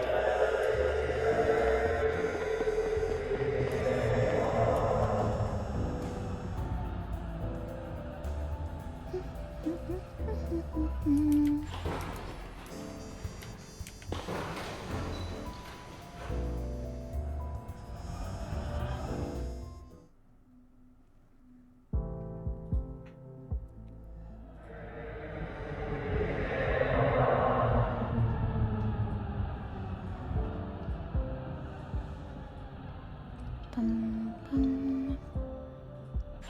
Bum, bum. Nothing to download.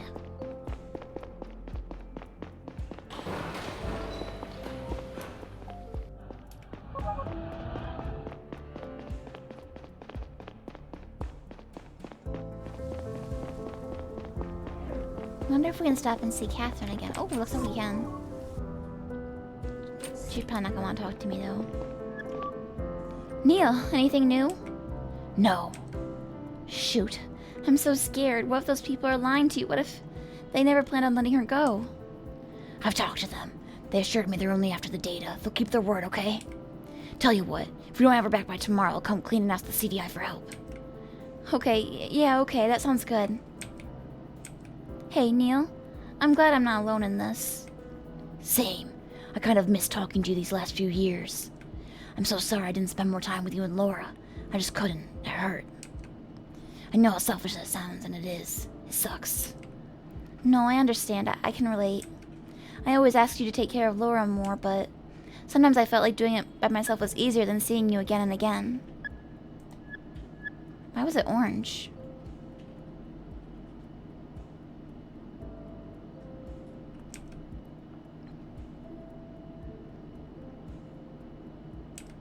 I'll get home and catch some sleep. See you tomorrow. Okay, see you.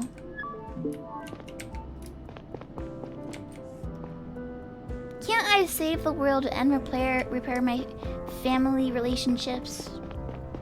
Why can't I do both? There must be a way. Escalation on Drovia, Gyaran Daily. Article by Laura Nguyen. In the aftermath of Banny's death and the shocking announcement broadcast by his murderers, the situation on Drovia has come to a head. Large demonstrations and some violent clashes with security, some of which were allegedly instigated by Saviant Front members, have rocked the colony over the past 24 hours. Multiple stores, most of them Gyaran owned, have been demolished and looted. Protesters were holding signs demanding Drovian self-governance. Others warned of repercussions for Gyaran murderers. In a statement this afternoon, Prime Minister Murav ordered the protesters to refrain from violence, but also assured them that Gyara would see severe consequences for what transpired. Meanwhile, Gyaran's Saviant Council urged President Robertson to do everything in his power to prevent any further attacks, and anything else that could escalate the situation. Saviants on Gyara are fearing for their lives. Their spokesman, Ivan Broker, said, "We've heard many reports of people staying home instead of going to school or work because they're terrified." Gyara's authorities and terrorism experts seem baffled by the Liberator's sudden emergence. They came out of nowhere, says Professor Melissa Waylard, expert on political extremism at Molina University. They did not emerge from any existing known movement, which is very rare and frankly strange. Bum, bum, bum, bum, bum, bum. Hey, Saito, what is it? Hey, Neil, I have good news. Our IT department finally managed to retrieve some of the data Cox was trying to destroy. Most of it are bills and contracts that aren't important for our case. It's still pretty illegal, though. But they found a message that caught my eye. Like the one to Gonzalez, it was sent via the Mercurius network. Pretty sure it comes from whoever's behind the Liberators. I'll forward it to your cell. Good work, Saito. I will look at it tomorrow morning. You need to catch some sleep first. Sounds like we're finally making some headway in our investigation. See you tomorrow. What was down here? The dumpling house. A veggie buffet, gross. It did have a picture of a carrot though, so that's okay. Carrots are allowed.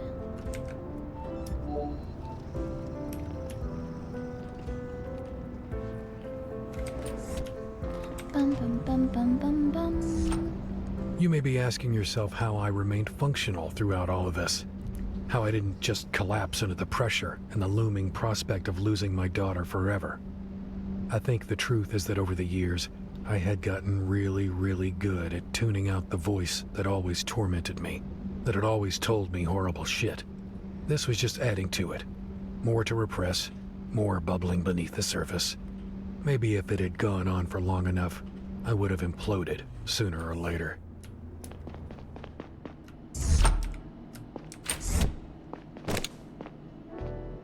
Again? There you are. Sora, what is it this time? I'm here to tell you that my boss is happy with how things went. Apart from you showing up unannounced. Don't pull something like that again, okay? What did you do to Moore? That's none of your business. Tell me, I gave him to you. We just talked to him, but it looks like he doesn't know much. He says his boss ordered him to do it, and he doesn't know who's behind all of it. We'll have to rely on that back door to the CDI network after all. Taking the data back seems to be the best way to get our money right now. But we need your help to go through with it. Here's how this will go. At 7 o'clock tonight, our hackers will commence the attack. But it will only work if we have someone who's physically at a CDI computer at the time. A new user named 4x458 will pop up and request admin privileges that you'll have to grant. Sora, I have no idea what that means or how it works. I don't even know if my account can do that. I was afraid you'd say that. I guess you'll have to ask the system administrator to help you out. How do you think that'll go? Hey IT, could you help me invite some hackers into our network? Isn't there someone on your team that you could ask? Someone who will believe you if you tell them you're doing the right thing. You know. You're talking about Saito. I can't. What if he says no? That's for you to figure out. You're good with words. Force him if you have to. Once we're in, we won't have much time until we're kicked out from the system automatically. We'll have mere seconds to navigate to the right folder. In order to make it in time, we need to have an idea where to find the data. For which in turn, we'll have to know what that data is about. And that's your job to find out. How's that sheet going that I sent you? I'm making progress, but I'm not sure I have all the information I need. Then hurry up. You'll have to submit it by 1900 so we can start the hack. I don't want to do this. I don't want to do it. I don't want to do it. Okay. I'll call you once you've sent me the sheet. Make sure you're on a CDI computer with your friend to let us in. Put the data on a stick and hand it to us at 11 tonight. I'm sending the coordinates to our meeting spot. It's a bit further out, so make sure to be on your way in time. If we get the data tonight, I promise to have Laura back tomorrow. It'll be the last thing we ask of you. How am I supposed to believe that you'll let Laura go? You can't know. You'll have to take my word for it. If I drag Saito into it and he tells anyone, I'll lose my job. I'll probably go to prison. Throw me a bone. I need to know she'll be fine if I do this. Tell me it makes a difference to you. It can't mean nothing to you to take a young life. It isn't up to me. You keep saying that, but isn't it really? Do you have zero control over what happens? If you can do something, please tell me it isn't all the same to you if she lives or dies. Do what I say and she'll live, okay? But what if things go south? If Saito won't help me? If we don't have the right folder? You keep dodging the question. Tell me a human life has some value to you. It would end at some point anyway. Oh, give me a break. Everything is so easy if nothing means anything. Like you care about human life.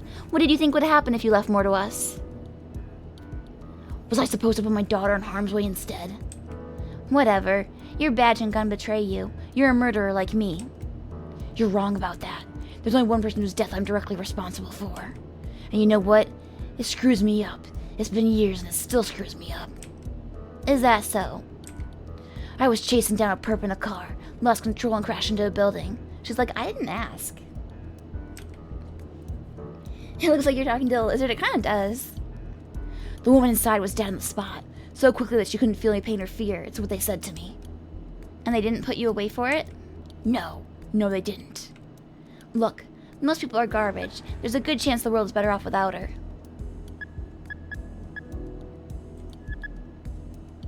How would you classify yourself then? Oh, definitely garbage. Wouldn't you agree that the world would be better off without most people in it? I don't agree. Human life has inherent value, and a bad person can always change. I've said what I came here to say. You know what needs to be done. Sora. She just jumped off the balcony. Hey, horse, how's it going? I better feed him.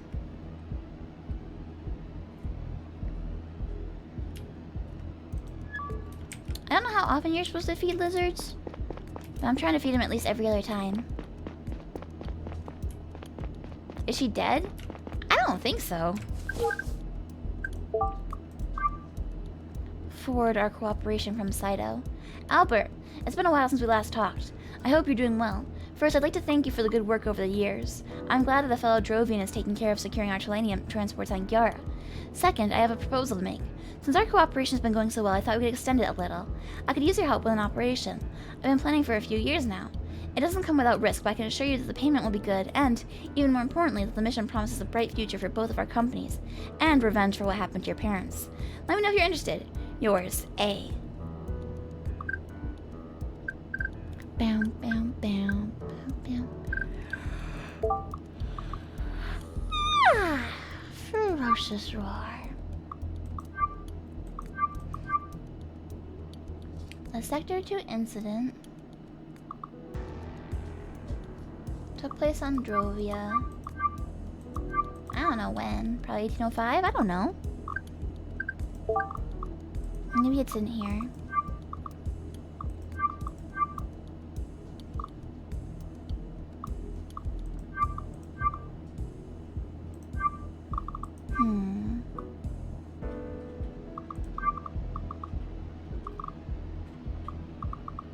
Ooh, A could be Abbott Dyson.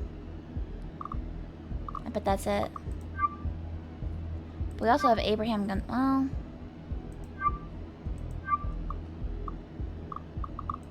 And Albert Cox. But he's the one that the email was being sent to. I think it's probably for Dyson. Abbott Dyson. I think he's a little sus.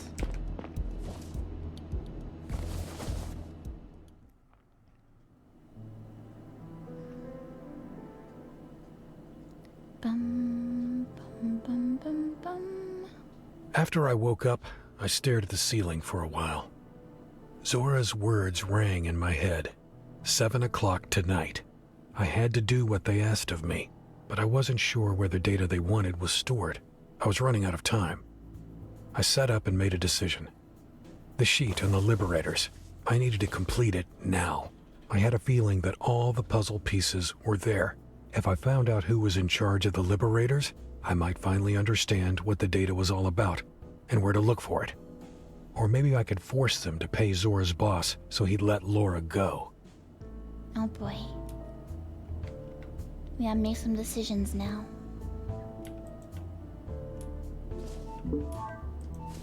Let's take a look. The Liberators. I think it's Dyson. I think it's Dyson. They're based on Drovia. Mining. Presumably Tylenium.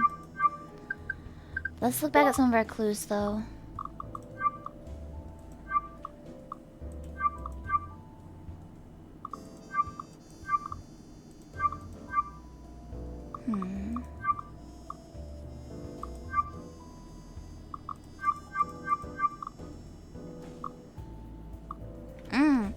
The DE grant would also be Dyson. Dyson Enterprises, or Dyson Electronics.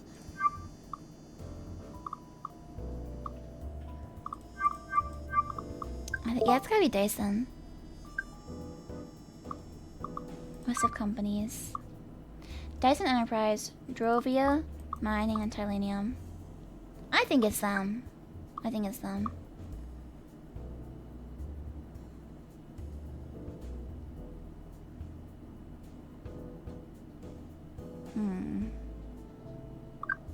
Yeah, I think so.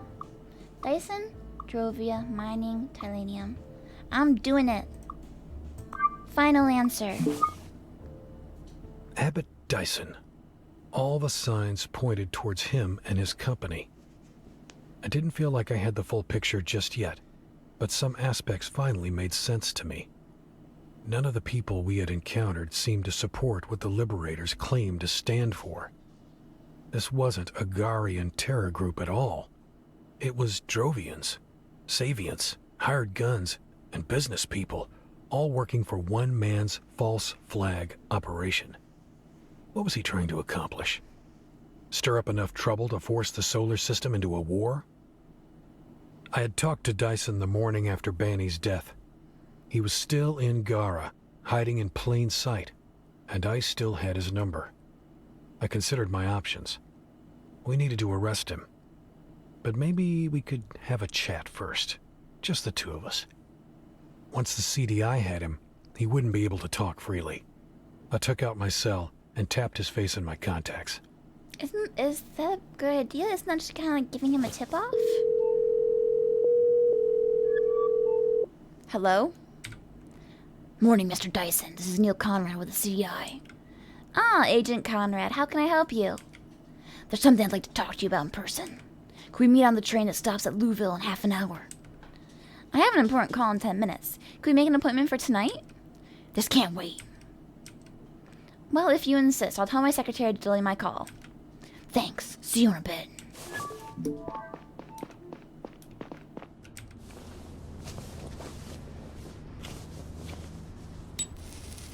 Look how smoggy it is here.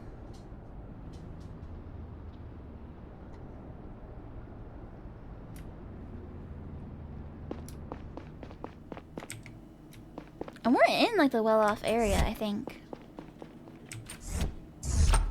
Like not the fanciest layer, but we're living pretty good.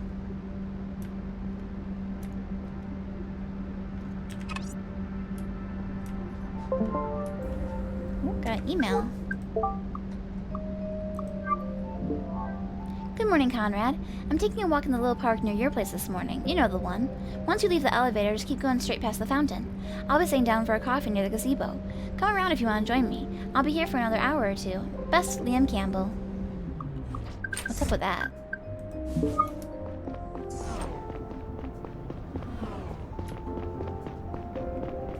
Is he trying to, like, stall me?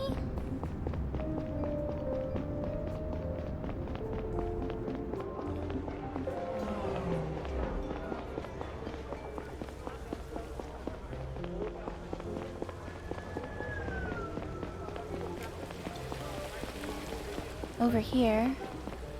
Right?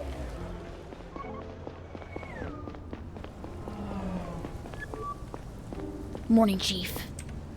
Morning, Conrad. It's Campbell now. Right. You want to talk to me? I need you to give me your word that you won't tell anyone about our meeting today.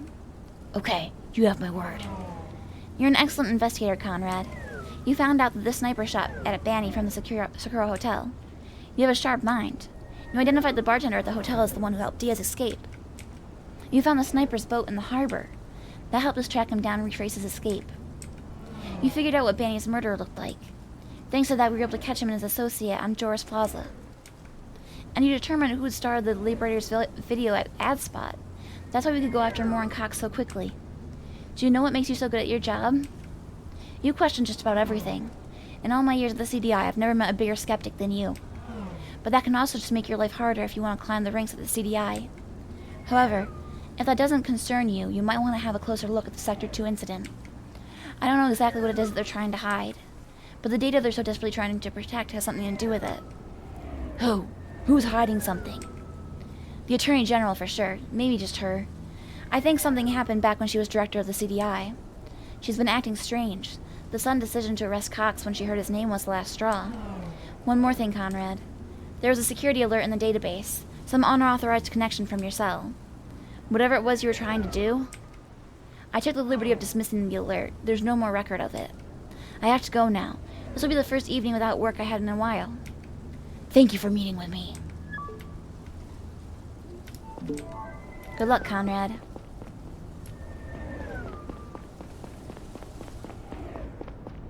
Run, run, run, run, run. Hopefully I don't miss my train.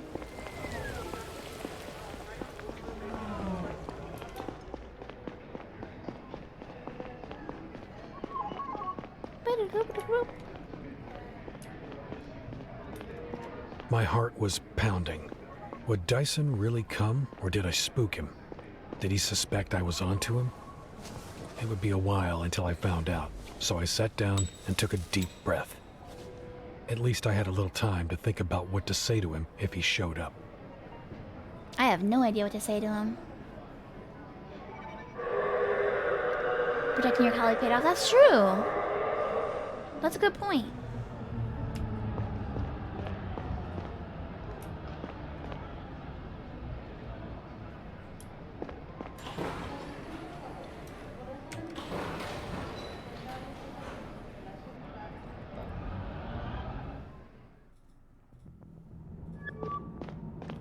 Mr. Dyson.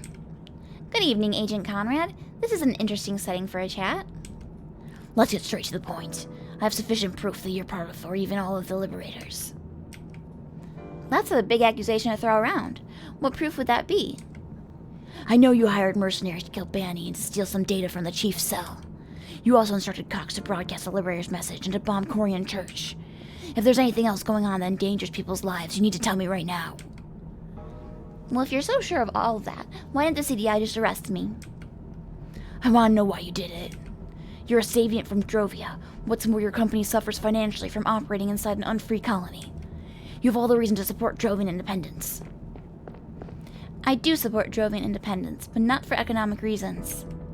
Don't you think that the status quo is unacceptable in a modern society?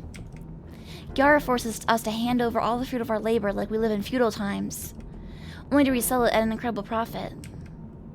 Your planet exploits and enslaves my people for its own financial gain.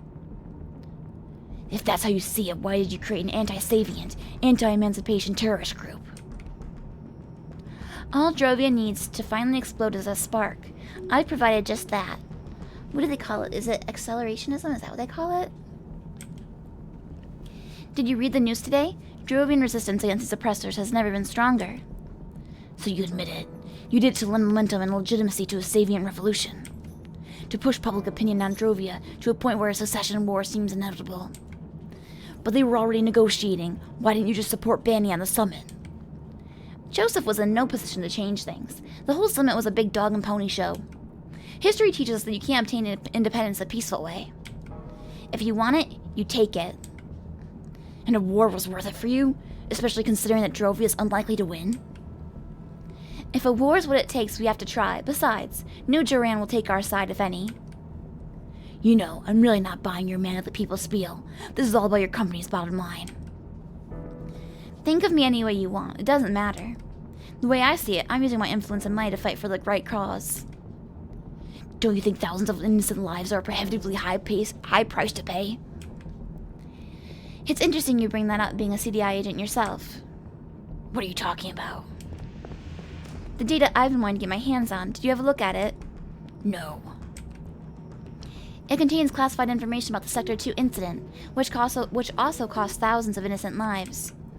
But just as importantly, Savians lost the right to a self-governed colony on Drovia. Gyara cited a charter that had made up itself and launched an independent investigation. We investigated ourselves and found ourselves innocent of all wrongdoing. It identified major construction and security flaws as causes of the disaster.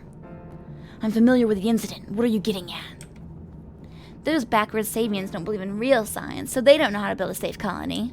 Sounds convincing, doesn't it? What if I told you the colony was sabotaged by Gyara? Don't be ridiculous.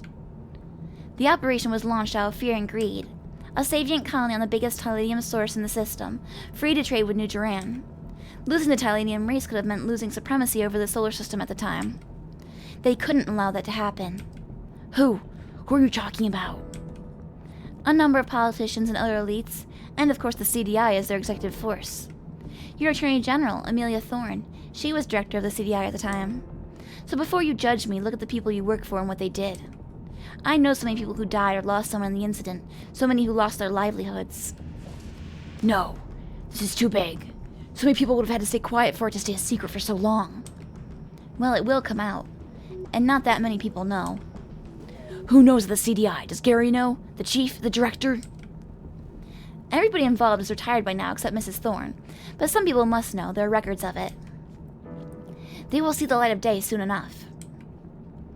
I know that the mercenaries you hired are working on getting them back. They abducted my daughter and blackmailed me into helping them. I'm sorry to hear that. They did not act on my behalf when they took your daughter. Listen, Mr. Dyson. The mercenaries will free my daughter as soon as they get the money you promised them. I won't arrest you if you pay them now. It doesn't make much of a difference to me if you arrest me. I might have to do it sometime, but I have the best lawyers in the system. What I care about is that the data becomes public. Get it and the mercenaries will be paid. Once they send it over, it'll get leaked even if I'm in prison. I have people making sure of that. It doesn't matter what you care about. I want my daughter back. Pay them. Now. I would consider it, but I missed the window. The transaction expired. I see.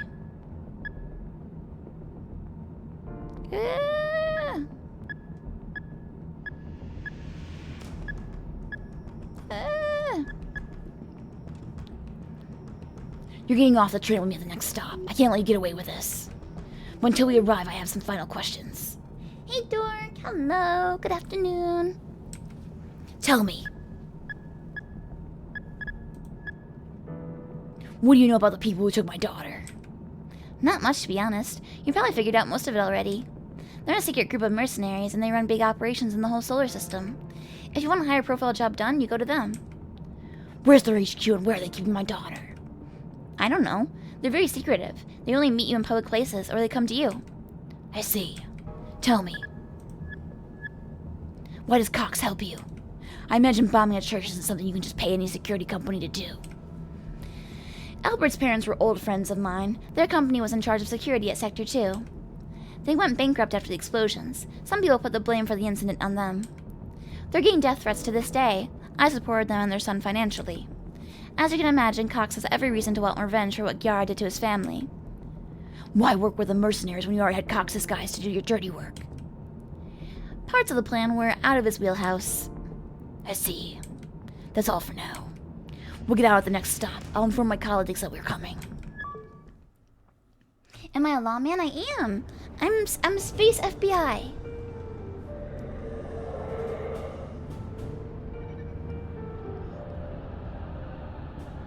I am the law.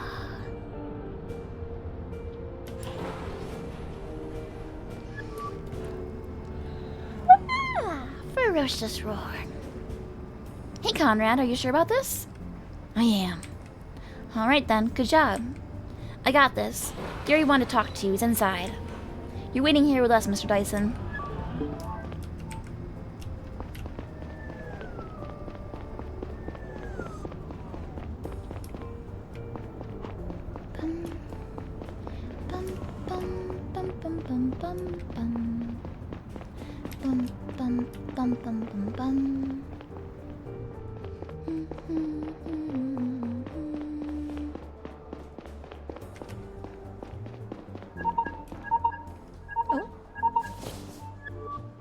Hello. This is Evelyn Moore. Did you find my husband? What is it? Did something happen to him? He didn't turn up. So I was right, wasn't I? He's not working with the Liberators after all. We're looking into it. What's that supposed to mean? Did you find him at Corian Hotel or not? Now's not a good time, okay? You promised to protect James if something happens to him. Please, our son needs a father. Let's talk about it later.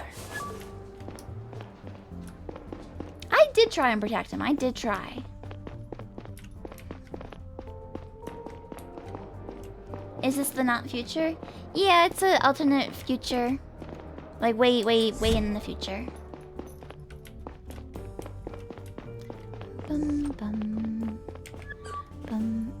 Hey. Heck, Conrad, you really found the mastermind behind the Liberators. Finally, some good news. I just hope that this whole thing is over now. Why did Dyson do it? It's kind of a long story. He was trying to escalate the situation between our planets. I see. Let's talk about it in detail later. Did Dyson tell you that what the second attack was about? He did. They were going to bomb Corian Church, but he called it off. Holy crap. Well, the most important thing is that we got him. That's a good start to my time as chief, isn't it? Well, acting chief, but yeah. I have a meeting with the press in a few minutes. We'll go over everything later. Roger that.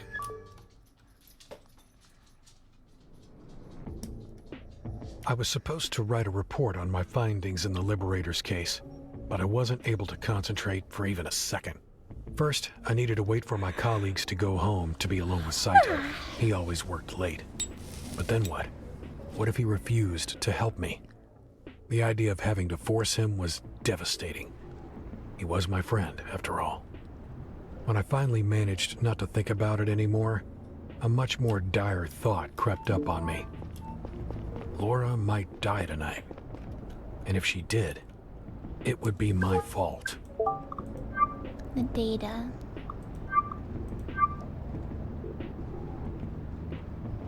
I mean, I can submit it without even talking to Saito.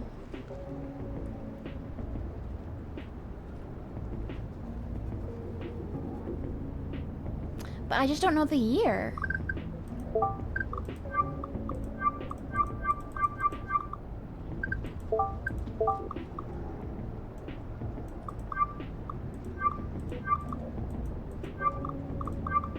Oh, you know what? Maybe it would be in one of the news articles. Let me go back. Sector 2 incident. It's the 40th anniversary of the tragic Sector 2 incident. Alright. The 40th anniversary. And it's... So it was 1800. It was 1800. Alright. So I go here. Sector 2 incident. 1800. And it took place on Drovia. I'm submitting it. I don't need to involve Saito.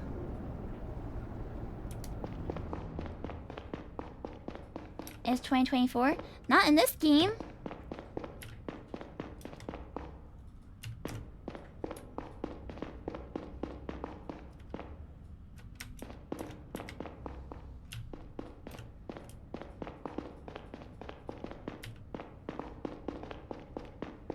Where would he be? Down one more?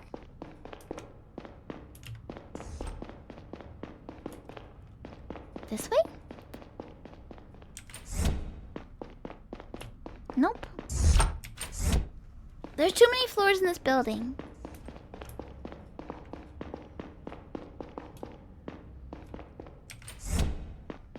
Here we go. Hey, Saito. Neil, hey, you're working late. Listen, there's something I need to talk to you about. Of course, what's the matter? Saito, I'm sorry. Sorry? For what? Is everything alright? No, it's not. My daughter. Laura was abducted, and the people who took her want something from me. I need your help to get it for them. What? Laura was abducted? When? By whom? By a group of mercenaries. Shoot, I'm so sorry, Neil. What's the CDI's plan of action? The CDI? What do you think those people would do if I told them the CDI about it? Wait, you didn't tell anyone else at the CDI? No, look, we don't have much time. The mercenaries want me to help them get the data back that they stole from the chief. They managed to create a back door to the CDI network. They can briefly alter the access rights to the folder they want from the CDI database, but they won't be able to retrieve it. That can only be done from a local computer. That's where you come in. You're a system administrator, right? You have to grant their request for access to a specific folder that you're not usually able to see. They'll pull all the data from that folder to your local drive. Put it on a stick and give it to me. They made it clear it was not to be sent over the web. Okay, listen, holy crap. I'll bring them the data and then I'll get Laura back. Neil, you realize that you can't trust these people, right? Why are you so convinced that they'll hold up on their end of the bargain? If you want to save Laura, you have to ask the higher-ups at the CDI for help. I don't know enough about those people. No chance the CDI would be able to track them down in time. The hack will go down in 5 minutes. If I don't hand them the data tonight, they might kill her. Bless you. I have an idea. Once they open up the folder they're after, I might be able to locate the source of the back door. We'll explain to the others what's going on and we'll raid the location before the handover is scheduled. You'll have Laura back before they find out that we never went through with the hack. If we do it that way, do we still get to retrieve the data in the folder? We won't need it. But if you can't trace them and don't get the data, we have nothing. Fine, I'll accept the data transfer either way. I'll delete it if I'm able to trace the hack. Okay, you're right. Let's tell the CDI. Okay, good. I'm glad you agree. I'll find out what their location is and we'll call Gary. What's the data anyway? Why do they want it? I'm not sure. I don't have time to explain. She's calling. Hey, Neil, I got your sheet. All ready on your end? Yeah, we're ready. Good. We're searching that folder now. I'll tell you when you have access. Alright, there we are. You're good to go. Okay, I think Saito's retrieving the data. I got it. Good work. I'll see you at the handover. God damn it, Neil. I got their location. Let's call Gary and the others. Thank you, Saito. Thank you so much. I'm calling Gary and the others. We have to prepare the raid and we gotta do it quick. Are your shoes spearmint or wintergreen? What?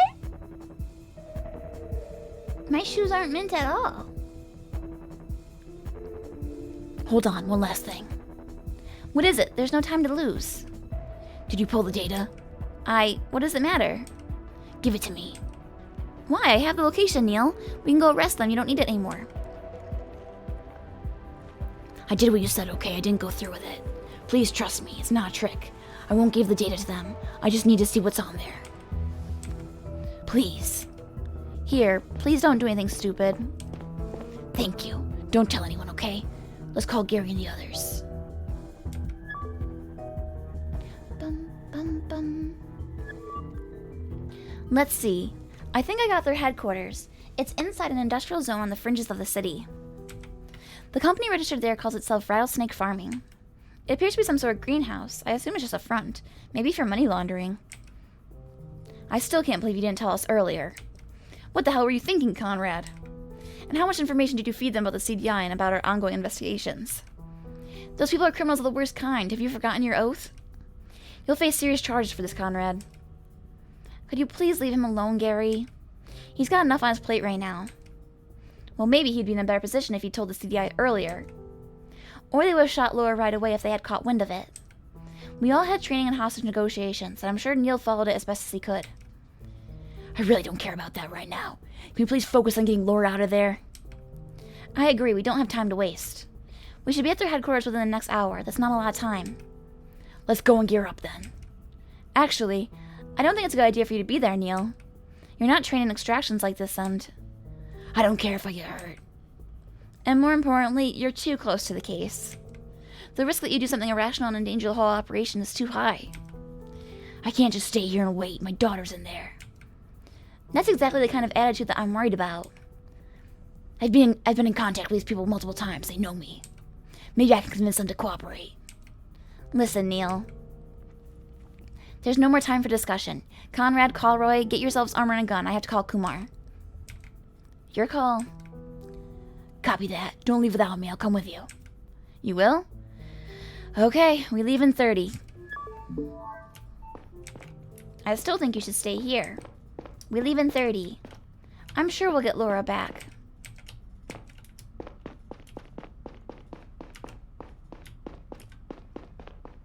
Where am I supposed to get stuff from? Go to the roof.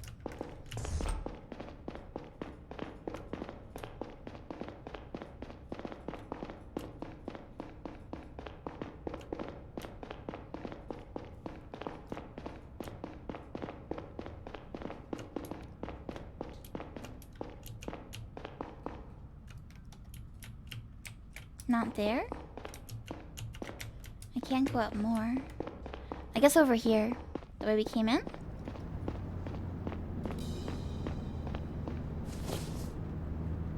I inserted the stick into my cell and opened up the folder. My heart was pounding. For a moment, it looked like the data wouldn't load, but then the files started appearing on the screen. Dozens, maybe hundreds of documents, messages, pictures, and videos. They were decades old.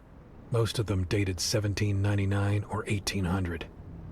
Their confidentiality level was one I'd never seen before. This was the type of data the Garian network would instantly pick up and trace, both to its receiver and back to its sender. It made sense to physically hand-deliver it if one wished to remain anonymous. I didn't know where to begin, so I opened up the very first file in the list, the oldest one, with shaking hands. It was a document sent from someone at the Department of Commerce to the director of the CDI at the time, Amelia Thorne, now Attorney General in charge of the Justice Department. My eyes widened as I skimmed over the paragraphs. When I was done reading the letter, I checked the time. 20 more minutes. I sat down and opened up the second one, then the third. As the conversation went on, a plan was hatched between a handful of politicians, special interest groups from the private sector, and high-ranking members of the CDI. I didn't recognize most of the names. Some might have been pseudonyms. I stopped looking at the files halfway through and let my head sink onto the backrest. Even though they had used very careful language at first, the goal and purpose of the operation were abundantly clear. The failure of Sector 2 hadn't been an accident. Garians had plotted and engineered it to gain sole access to Drovia's resources, and given its strategic importance at the time, ultimately retained supremacy over the solar system. My head was spinning while I tried to figure out what all of it meant for the present, and for me. I had long doubted the integrity of the CDI. Was it still rotten to the core, or had things changed? I didn't know about any ongoing operations that were breaching interplanetary law, but then most agents at the time of the Sector 2 incident hadn't known either. And some of the things I did know about, I didn't want to think about them too much. Now what? On the one hand, the public had a right to know. The culprits had to be found and brought to justice. Reparations had to be paid to the affected families and businesses. On the other hand, if the truth came out, the liberators would win. Savient extremists might be emboldened enough to take control of the colony and declare independence. If that happened, Gara would send its ships, and New Joran might send theirs to back up their Savient brethren, and to finally gain access to the planet's Telenium, of course, if their side won. Hundreds might die, thousands even. Time was running out. I tapped the contact of a journalist I had met a while back. I still hadn't made a decision when I heard the dial tone. The data would probably go through if I decided to send it, but there was no way in hell it wouldn't be traced back to me. My heart was pounding so loudly in my ears that I almost didn't hear the voice on the other end. Ah, yeah, we've blown some whistles. This is Adrian Boley with the Gayaran Gazette. How can I help you? Hello? Are you there? I'm sorry, I can't hear you. I'm hanging up now. I have information for you. Who is this? I can't tell you. I'm sending you a data package now. It's flagged and will be quickly picked up and traced by the authorities. Your computer might be wrecked. Back it up to an external drive as quickly as you can. Are you serious? Please confirm that you understand what I just said. I understand. Good. The public needs to know this. Promise me that it won't get buried. Well, I'll have to look at it first. Please. I may not have a second chance to send it out. Did you get it all? Yeah, I got it. Okay, it's in your hands now. Conrad? Gary, it's time. Let's go. Okay, coming.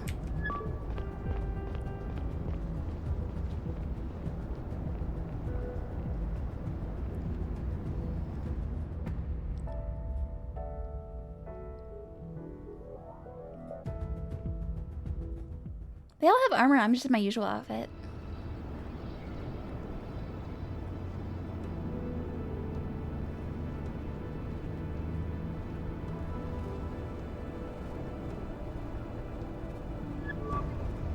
Alright, agents, I just got the report back from Nelson. The big greenhouse in front of us seems to be empty. However, the IR cameras picked up 12 targets in an underground facility hidden underneath.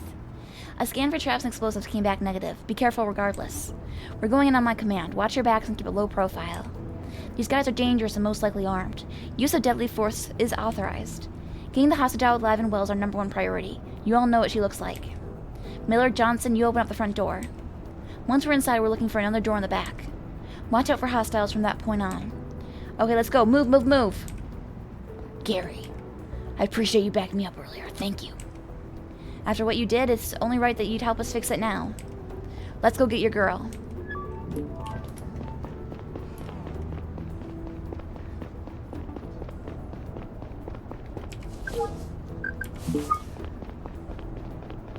Rattlesnake farming.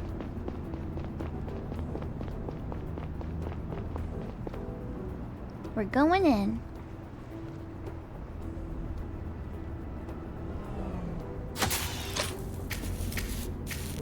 Clear.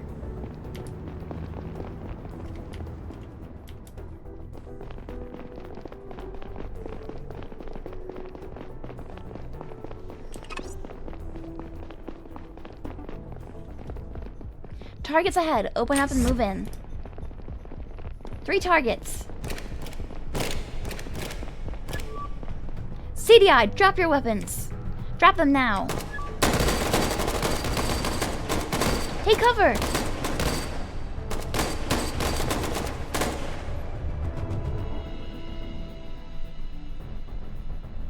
I'm sorry, unnamed CDI agent. Shoot, that was loud. The rest of them will be waiting for us. Meg's been shot. Gordon, Flint, provide first aid and see if you can get her out to the medics. Frick. Ito, lock this room down. Make an eye on those those jerks. Get their guns and make sure they stay down. Someone comes through that door over there, you shoot. The rest of you keep moving. We can't give them any more time to prepare to get out. Follow me.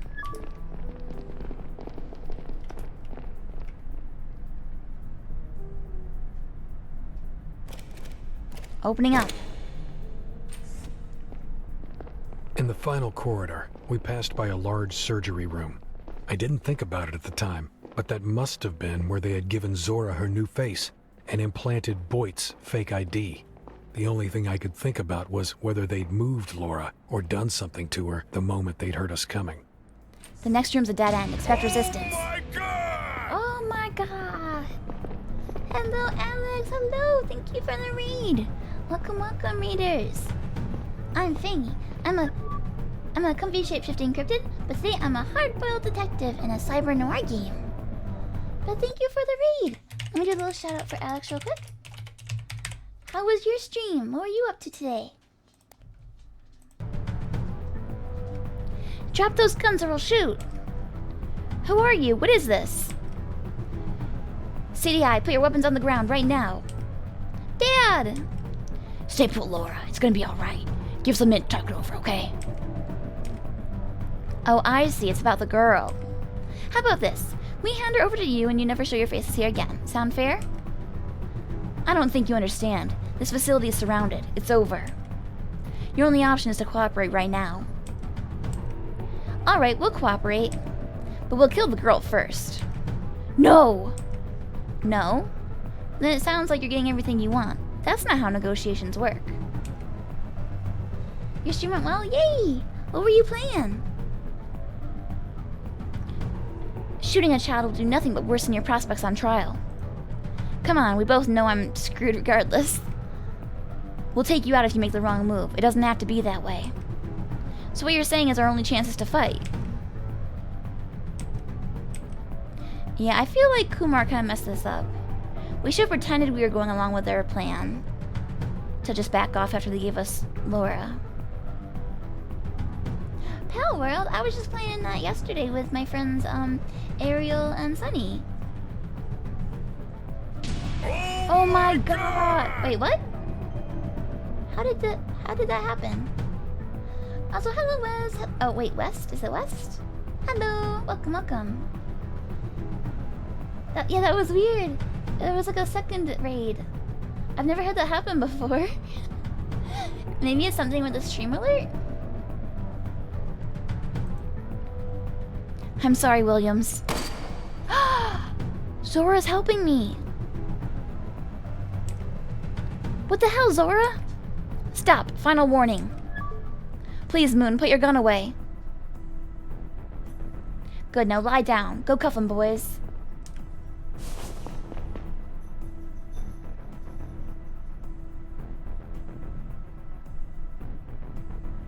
We got our daughter back.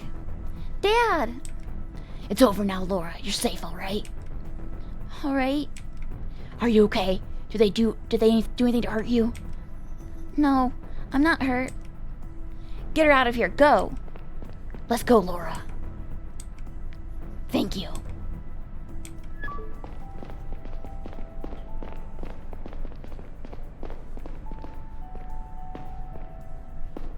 But yeah, welcome readers, welcome Alex. We are getting towards the end of this game, I think. We've caught most of the criminals.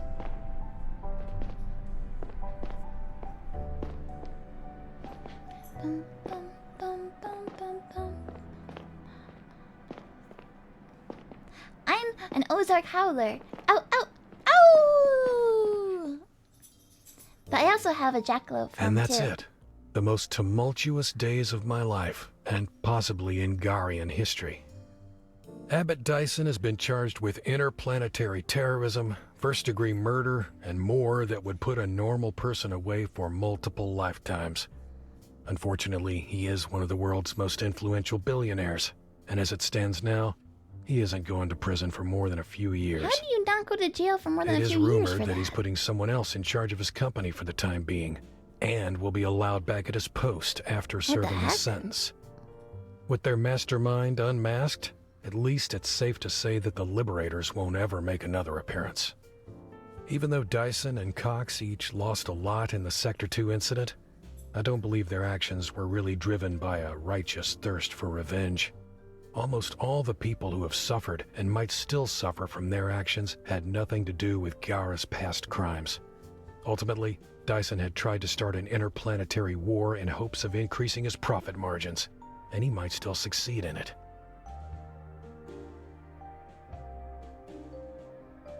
I know this game has different endings depending on your decisions in it. I wonder if mine was good? The data I leaked sent a shockwave through the solar system. The source of the leak was quickly discovered, and the CDI not only fired me on the spot, but also tried to scrub me from their records and made all sorts of claims to discredit me. The Garian state scrambled to spin the narrative on the Sector 2 incident, but the data was authentic and unambiguous. 40 years ago, the Savient colony on Drovia had been sabotaged in a secret operation initiated by a handful of Gyara's top politicians, economic elites, and the CDI under the leadership of Amelia Thorne, now Attorney General and leader of the Garian Department of Justice. It became clear to me why she had tried to hide the data, fired the chief when he got too close, and ordered the arrest of Cox when she realized who he was. She is currently awaiting trial, along with a number of mostly retired politicians who were implicated in the conspiracy. Okay, well that went kinda well.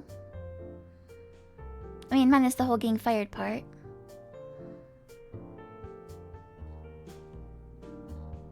Lara is free again and seems to be doing okay, but I wonder every day about the scars this experience has left behind. Even though I know I'm not directly to blame, I will never forgive myself for inadvertently dragging her into all this. As for me, I am free again, as free as I was before, but my life is forever changed. Catherine and I are dating again, however crazy that sounds. Things are so different now. The world is so different that I turned it into a maybe dating something sim. good can come of it again.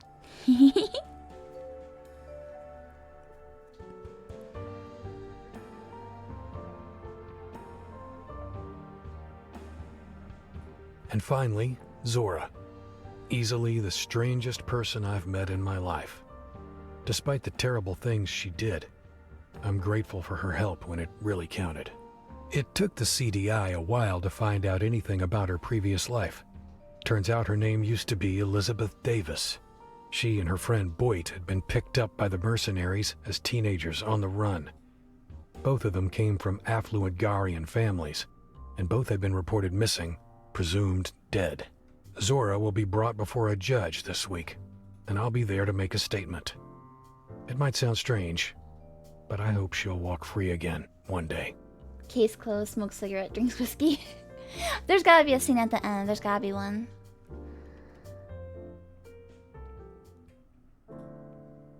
No? The lights are still there. No, we finished it. And the ending I think is mostly pretty good. We stopped the terrorists. We fixed our relationship with our ex-wife and daughter. I lost my job, but to be honest, it was a stressful job anyway. So maybe I can find something else and take it easy. Great job, Fangy. Thank you, thank you. I had to do one last job. So we stand here in the end, we're out of love. Cinder's very excited. Congrats on getting my wife and daughter back. Thank you, thank you. The stars don't give a fuck. It may have been a detective game, but I managed to still woo everybody. Fangy lost job. I did, but only in the video game. Will it return or will it be love? So we stand here in Boop. Nothing extra at the end. I think Marvel movies have forever messed me up, and now I expect post-credit stuff. Well, that's fine. It's 4:20. It's a good time to wrap up. Let's see if anyone else is streaming. Let's see. Louis is on. He's playing Luigi's Mansion. Oh, let's go raid Louis. Louis is one of the butlers and the maid cafe I work for. We'll go raid Louis, and we'll say, what should we say? Hard-boiled raid. Okay, everybody. Thank you for hanging out with me today while I solve this mystery. I hope you all had a fun time. And I will be over on the Moy Live YouTube channel tomorrow with my friends Nap and Mercury. And then on Friday, I'll be back over here. So I will see you guys at some point, hopefully. And if not, well, I hope you have a good rest of your evening, good rest of your week, and I'll see you guys around. Bye-bye!